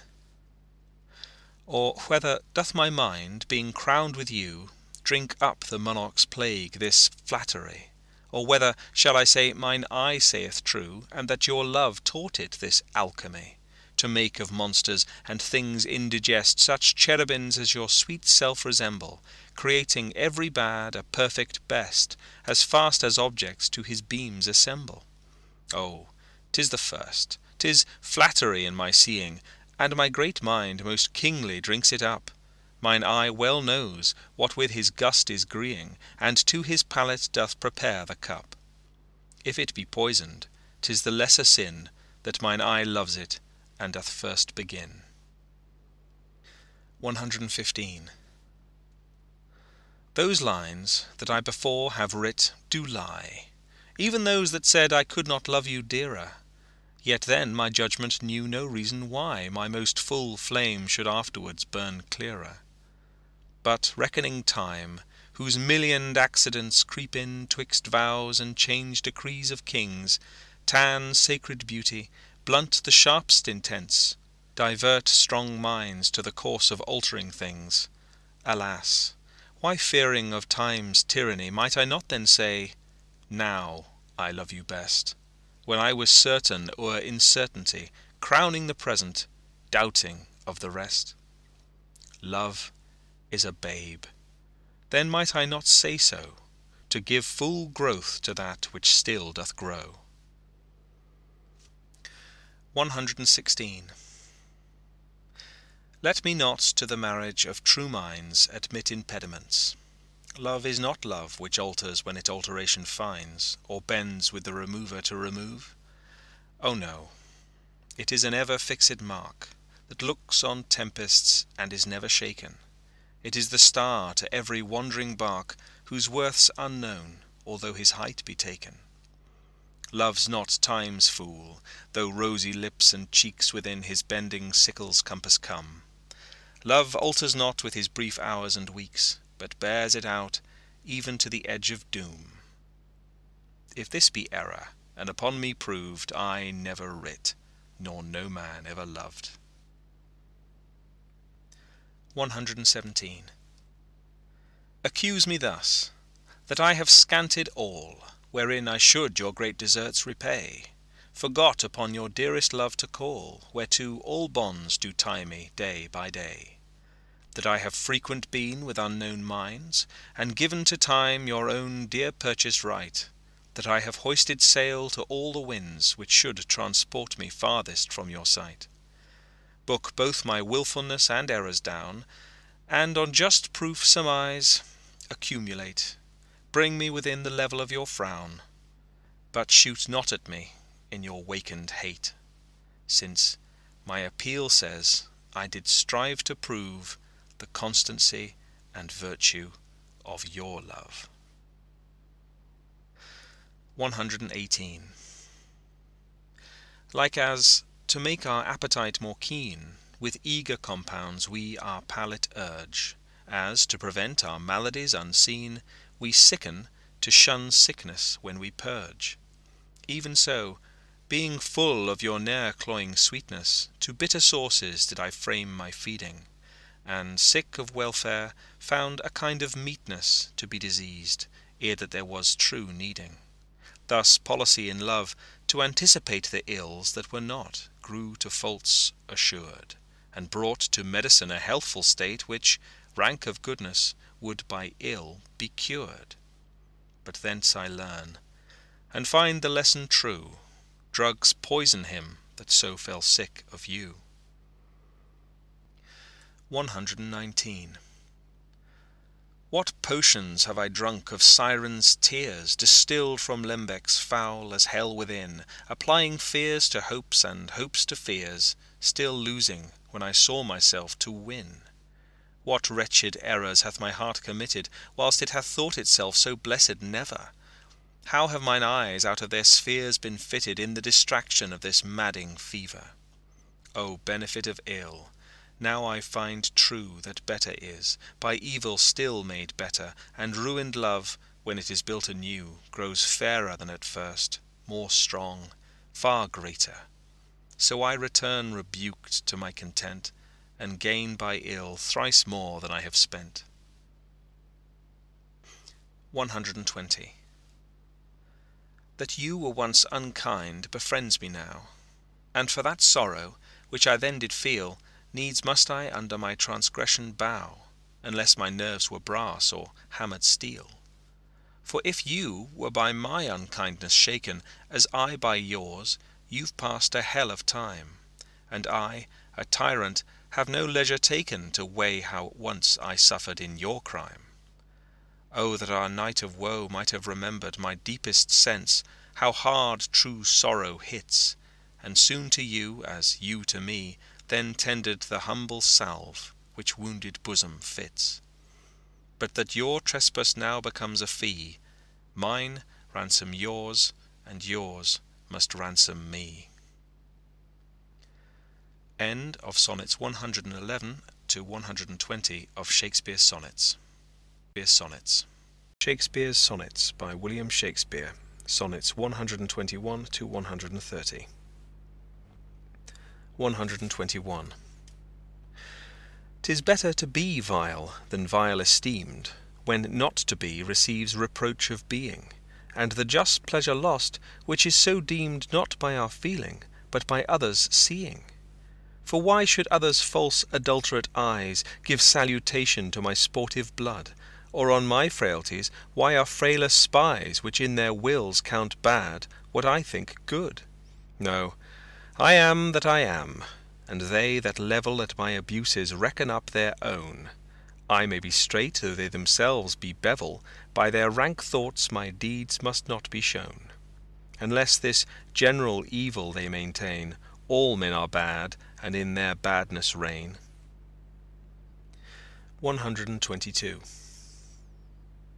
Thy gift, thy tables, are within my brain full charactered with a lasting memory, which shall above that idle rank remain beyond all date, even to eternity.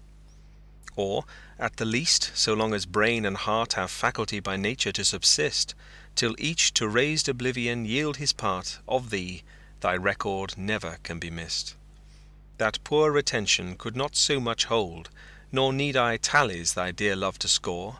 Therefore to give them from me was I bold, to trust those tables that receive thee more.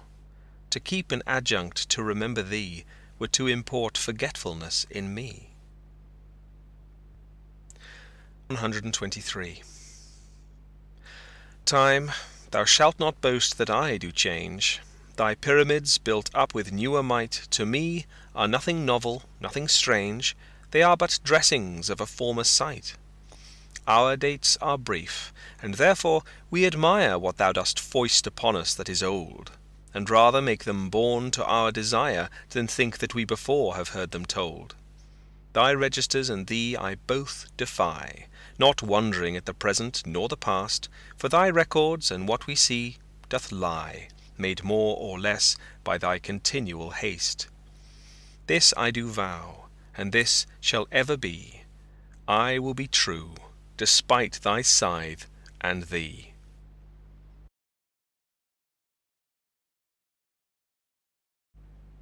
124. If my dear love were but the child of state, it might for fortune's bastard be unfathered, as subject to time's love or to time's hate, weeds among weeds, or flowers with flowers gathered. No, it was builded far from accident. It suffers not in smiling pomp, nor falls under the blow of thralled discontent, whereto the inviting time our fashion calls. It fears not policy, that heretic, which works on leases of short-numbered hours, but all alone stands hugely politic, that it nor grows with heat, nor drowns with showers. To this I witness call the fools of time, which die for goodness, who have lived for crime. 125. Were't aught to me I bore the canopy, with my extern the outward honouring, or laid great bases for eternity, which proves more short than waste or ruining? Have I not seen dwellers on form and favour lose all and more by paying too much rent, for compound sweet, foregoing simple savour, pitiful thrivers in their gazing spent? No, let me be obsequious in thy heart, and take thou my oblation, poor but free, which is not mixed with seconds, knows not art, but mutual render, only me for thee. Hence, thou suborned informer, a true soul, when most impeached, stands least in thy control. 126. O thou, my lovely boy, who in thy power dost hold time's fickle glass his fickle hour, who hast by waning grown, and therein show'st thy lover's withering, as thy sweet self grow'st, if nature, sovereign mistress over wrack, as thou goest onwards, still will pluck thee back, she keeps thee to this purpose, that her skill may time disgrace, and wretched minutes kill. Yet fear her, O thou minion of her pleasure, she may detain, but not still keep her treasure. Her audit, though delayed, answered must be, and her quietus is to render thee. 127.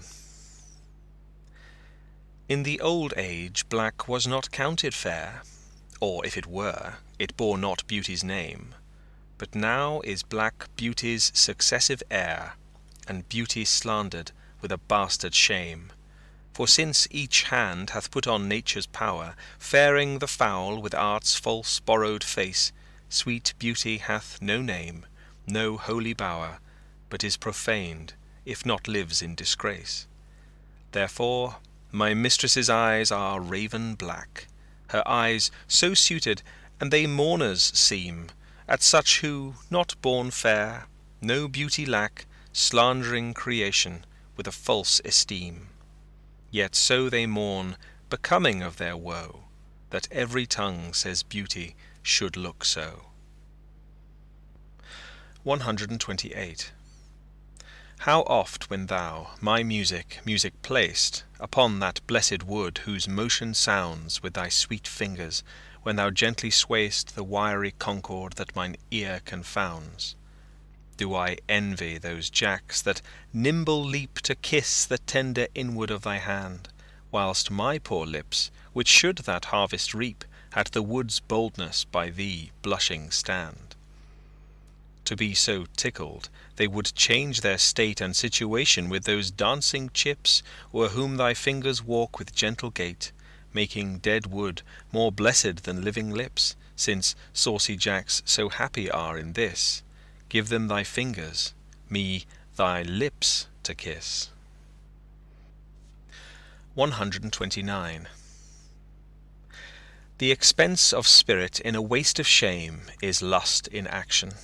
And till action, lust is perjured, murderous, bloody, full of blame, savage, extreme, rude, cruel, not to trust, enjoyed no sooner but despised straight, past reason hunted, and no sooner had past reason hated, as a swallowed bait, on purpose laid to make the taker mad, mad in pursuit and in possession so, had, having, and in quest to have extreme, a bliss in proof, and proved a very woe, before a joy proposed, behind a dream.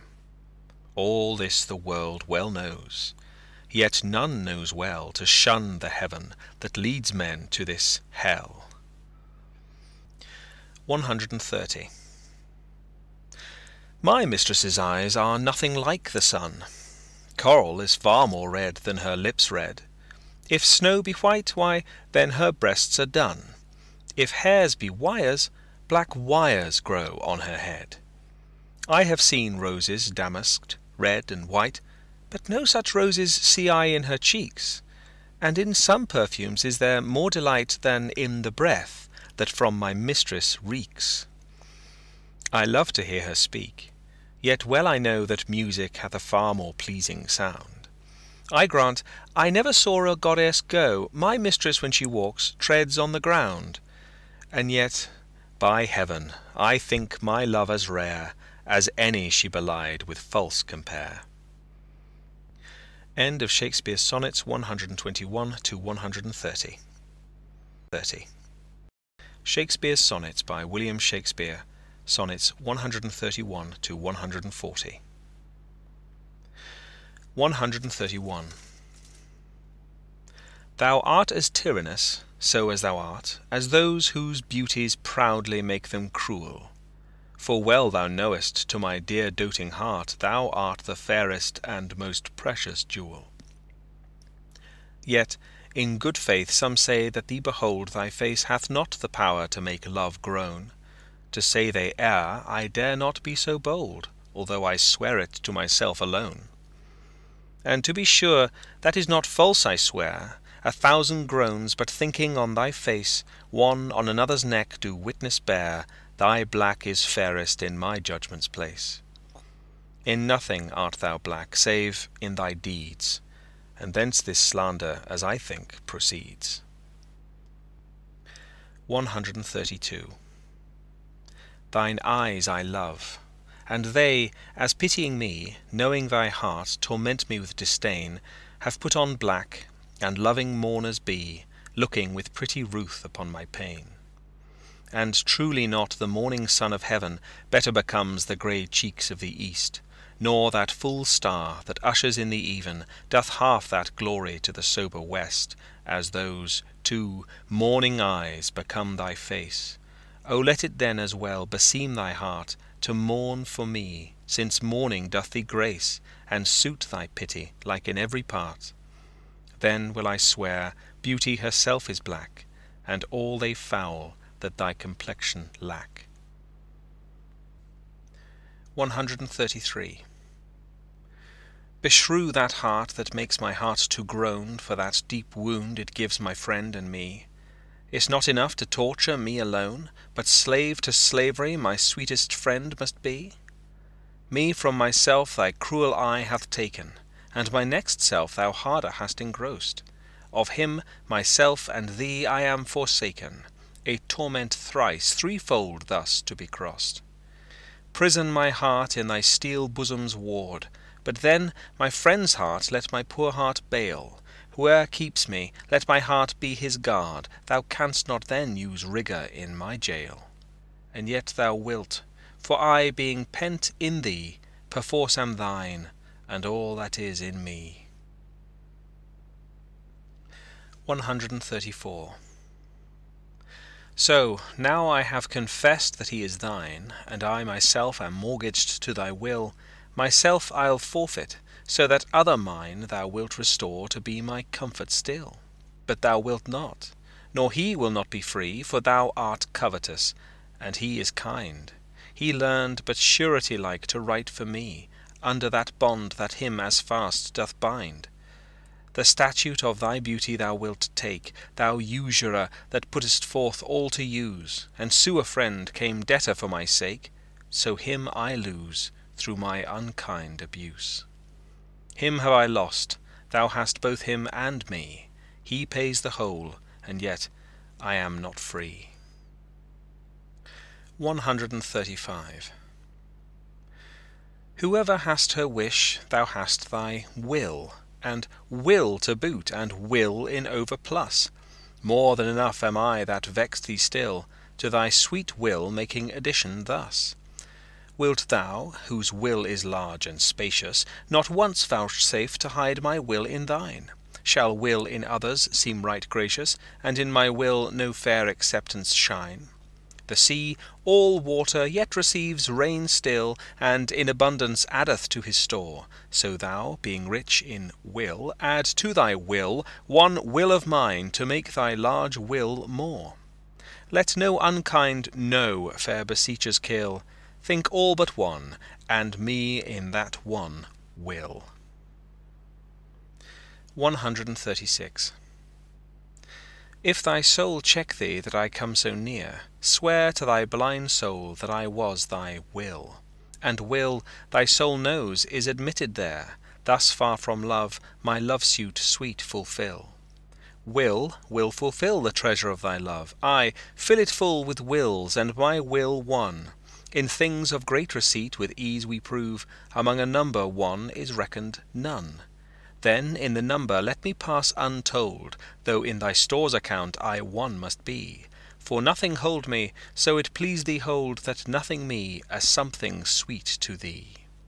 Make but my name thy love, and love that still. And then thou lovedst me, for my name is Will. 137. Thou blind fool, love, what dost thou to mine eyes, that they behold, and see not what they see? They know what beauty is, see where it lies, yet what the best is, take the worst to be. If eyes, corrupt by over-partial looks, be anchored in the bay where all men ride, why of eyes' falsehood hast thou forged hooks, whereto the judgment of my heart is tied? Why should my heart think that a several plot, which my heart knows the wide world's commonplace? Or mine eyes, seeing this, say this is not, to put fair truth upon so foul a face? To things right true my heart and eyes have erred, and to this false plague are they now transferred. 138. When my love swears that she is made of truth, I do believe her, though I know she lies, that she might think me some untutored youth, unlearned in the world's false subtleties, thus vainly thinking that she thinks me young, although she knows my days are past the best. Simply I credit her false-speaking tongue, on both sides thus is simple truth suppressed. But wherefore says she not she is unjust, and wherefore say not I that I am old? Oh, love's best habit is in seeming trust, and age in love loves not to have years told. Therefore I lie with her, and she with me, and in our faults by lies we flattered be. 139. O call not me to justify the wrong that thy unkindness lays upon my heart. Wound me not with thine eye, but with thy tongue. Use power with power, and slay me not by art. Tell me thou lovest elsewhere, but in my sight, dear heart, forbear to glance thine eye aside. What needst thou wound with cunning, when thy might is more than my oppressed defence can bide? Let me excuse thee. Ah, my love well knows her pretty looks have been mine enemies, and therefore from my face she turns my foes, that they elsewhere might dart their injuries. Yet do not so, but since I am near slain, kill me outright with looks, and rid my pain. 140. Be wise as thou art cruel. Do not press my tongue-tied patience with too much disdain, lest sorrow lend me words, and words express the manner of my pity-wanting pain. If I might teach thee wit, better it were, though not to love, yet love to tell me so, as testy sick men, when their deaths be near, no news but health from their physicians know. For if I should despair, I should grow mad, and in my madness might speak ill of thee. Now this ill-resting world is grown so bad, mad slanders by mad ears believed be. That I may not be so, nor thou belied, bear thine eyes straight, though thy proud heart go wide. End of Sonnets 131 to 140 of Shakespeare's Sonnets. Shakespeare's Sonnets by William Shakespeare, Sonnets 141 to 154. 141. In faith, I do not love thee with mine eyes, for they in thee 1,000 errors note. But 'tis my heart that loves what they despise, who in despite of view is pleased to dote. Nor are mine ears with thy tongue's tune delighted, nor tender feeling to base touches prone, nor taste nor smell desire to be invited to any sensual feast with thee alone. But my 5 wits nor my 5 senses can dissuade one foolish heart from serving thee, who leaves unswathed the likeness of a man, thy proud heart's slave and vassal wretch to be. Only my plague thus far I count my gain, that she that makes me sin awards me pain. 142. Love is my sin, and thy dear virtue hate, hate of my sin, grounded on sinful loving. Oh, but with mine compare thou thine own state, thou shalt find it merits not reproving. Or if it do, not from those lips of thine that have profaned their scarlet ornaments, and sealed false bonds of love as oft as mine, robbed others' beds revenues of their rents. Be it lawful I love thee, as thou lovest those whom thine eyes woo as mine importune thee, root pity in thy heart, that, when it grows, thy pity may desire to pitied be. If thou dost seek to have what thou dost hide, by self-example mayst thou be denied. 143. Lo, as a careful housewife runs to catch one of her feathered creatures broke away, sets down her babe, and makes all swift dispatch in pursuit of the thing she would have stay, whilst her neglected child holds her in chase, cries to catcher whose busy care is bent to follow that which flies before her face, not prizing her poor infant's discontent. So runnest thou after that which flies from thee, whilst I, thy babe, chase thee afar behind. But if thou catch thy hope, turn back to me, and play the mother's part, kiss me, be kind. So will I prove that thou mayst have thy will, if thou turn back, and my loud crying still. 144. Two loves I have, of comfort and despair, which like two spirits do suggest me still. The better angel is a man right fair, the worser spirit a woman coloured ill. To win me soon to hell, my female evil tempteth my better angel from my side, and would corrupt my saint to be a devil, wooing his purity with her foul pride. And whether that my angel be turned fiend, suspect I may, yet not directly tell, but being both from me, both to each friend, I guess one angel in another's hell. Yet this shall I ne'er know, but live in doubt, till my bad angel fire my good one out. 145. Those lips that love's own hand did make breathed forth the sound that said, I hate. To me, that languished for her sake, but when she saw my woeful state, straight in her heart did mercy come, chiding that tongue that ever sweet was used in giving gentle doom, and taught it thus anew to greet. I hate she altered with an end, that followed it as gentle day doth follow night, who like a fiend from heaven to hell is flown away. I hate from hate away she threw, and saved my life, saying, Not you. 146. Poor soul, the centre of my sinful earth these rebel powers array. Why dost thou pine within, and suffer dearth, painting thy outward walls so costly gay? Why so large cost, having so short a lease, dost thou upon thy fading mansion spend?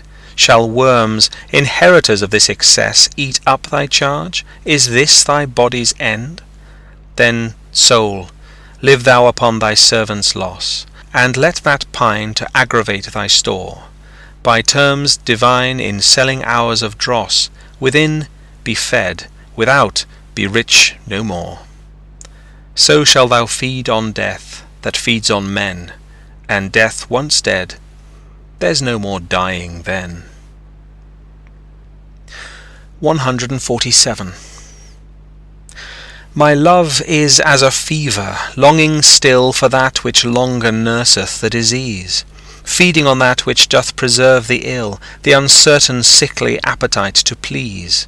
My reason, the physician to my love, angry that his prescriptions are not kept, hath left me, and I desperate now approve desire is death, which physic did accept. Past cure I am, now reason is past care, and frantic mad with evermore unrest, my thoughts and my discourse as madmen's are, at random from the truth vainly expressed. For I have sworn thee fair, and thought thee bright, who art black as hell, as dark as night. 148. O me, what eyes hath love put in my head, which have no correspondence with true sight? or if they have, where is my judgment fled, that censures falsely what they see aright? If that be fair whereon my false eyes dote, what means the world to say it is not so? If it be not, then love doth well denote love's eye is not so true as all men's. No, how can it? Oh, how can love's eye be true, that is so vexed with watching and with tears? No marvel then, though I mistake my view, the sun itself sees not till heaven clears. O cunning love, with tears thou keep'st me blind, lest eyes well seeing thy foul faults should find. 149. Canst thou, O cruel, say I love thee not, when I against myself with thee partake? Do I not think on thee when I forgot am of myself all tyrant for thy sake? Who hateth thee that I do call my friend? On whom frown'st thou that I do fawn upon? Nay, if thou lour'st on me, do I not spend revenge upon myself with present moan?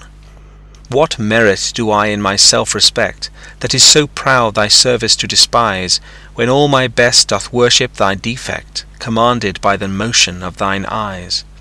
But love, hate on, for now I know thy mind, those that can see thou lov'st, and I am blind. 150.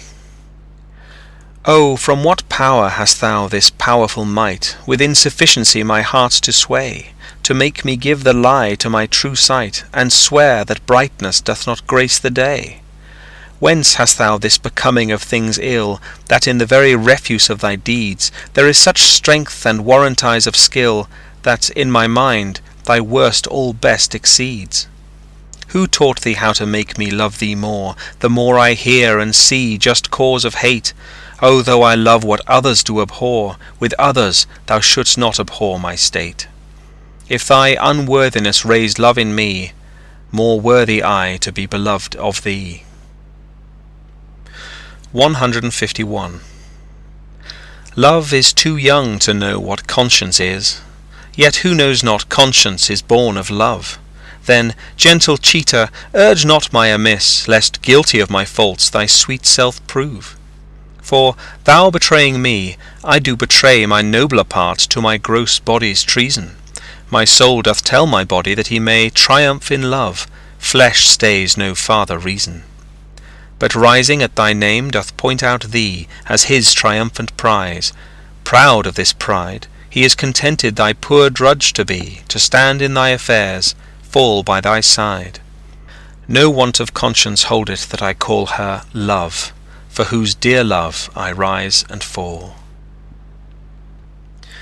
152. In loving thee thou know'st I am forsworn, but thou art twice forsworn to me love swearing.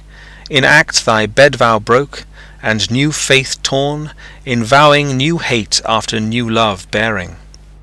But why of 2 oaths breach do I accuse thee, when I break 20?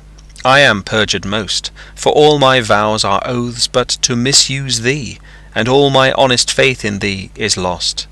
For I have sworn deep oaths of thy deep kindness, oaths of thy love, thy truth, thy constancy, and, to enlighten thee, gave eyes to blindness, or made them swear against the thing they see. For I have sworn thee fair, more perjured I, to swear against the truth so foul a lie. 153. Cupid laid by his brand and fell asleep. A maid of Dian's this advantage found, and his love-kindling fire did quickly steep in a cold valley fountain of that ground, which borrowed from this holy fire of love a dateless lively heat still to endure, and grew a seating bath, which yet men prove against strange maladies a sovereign cure. But at my mistress' eye, love's brand new fired, the boy for trial needs would touch my breast. I, sick withal, the help of bath desired, and thither hied, a sad distempered guest. But found no cure. The bath for my help lies, where Cupid got new fire, my mistress's eyes. 154. The little love-god, lying once asleep, laid by his side his heart-inflaming brand, whilst many nymphs that vowed chaste life to keep came tripping by. But in her maiden hand the fairest votary took up that fire which many legions of true hearts had warmed, and so the general of hot desire was, sleeping, by a virgin hand disarmed. This brand she quenched in a cool well by, which from love's fire took heat perpetual, growing a bath and helpful remedy for men diseased. But I, my mistress's thrall, came there for cure, and this by that I prove: love's fire heats water, water cools not love. End of Shakespeare's Sonnets by William Shakespeare. This reading by Chris Hughes, readear.blogspot.com.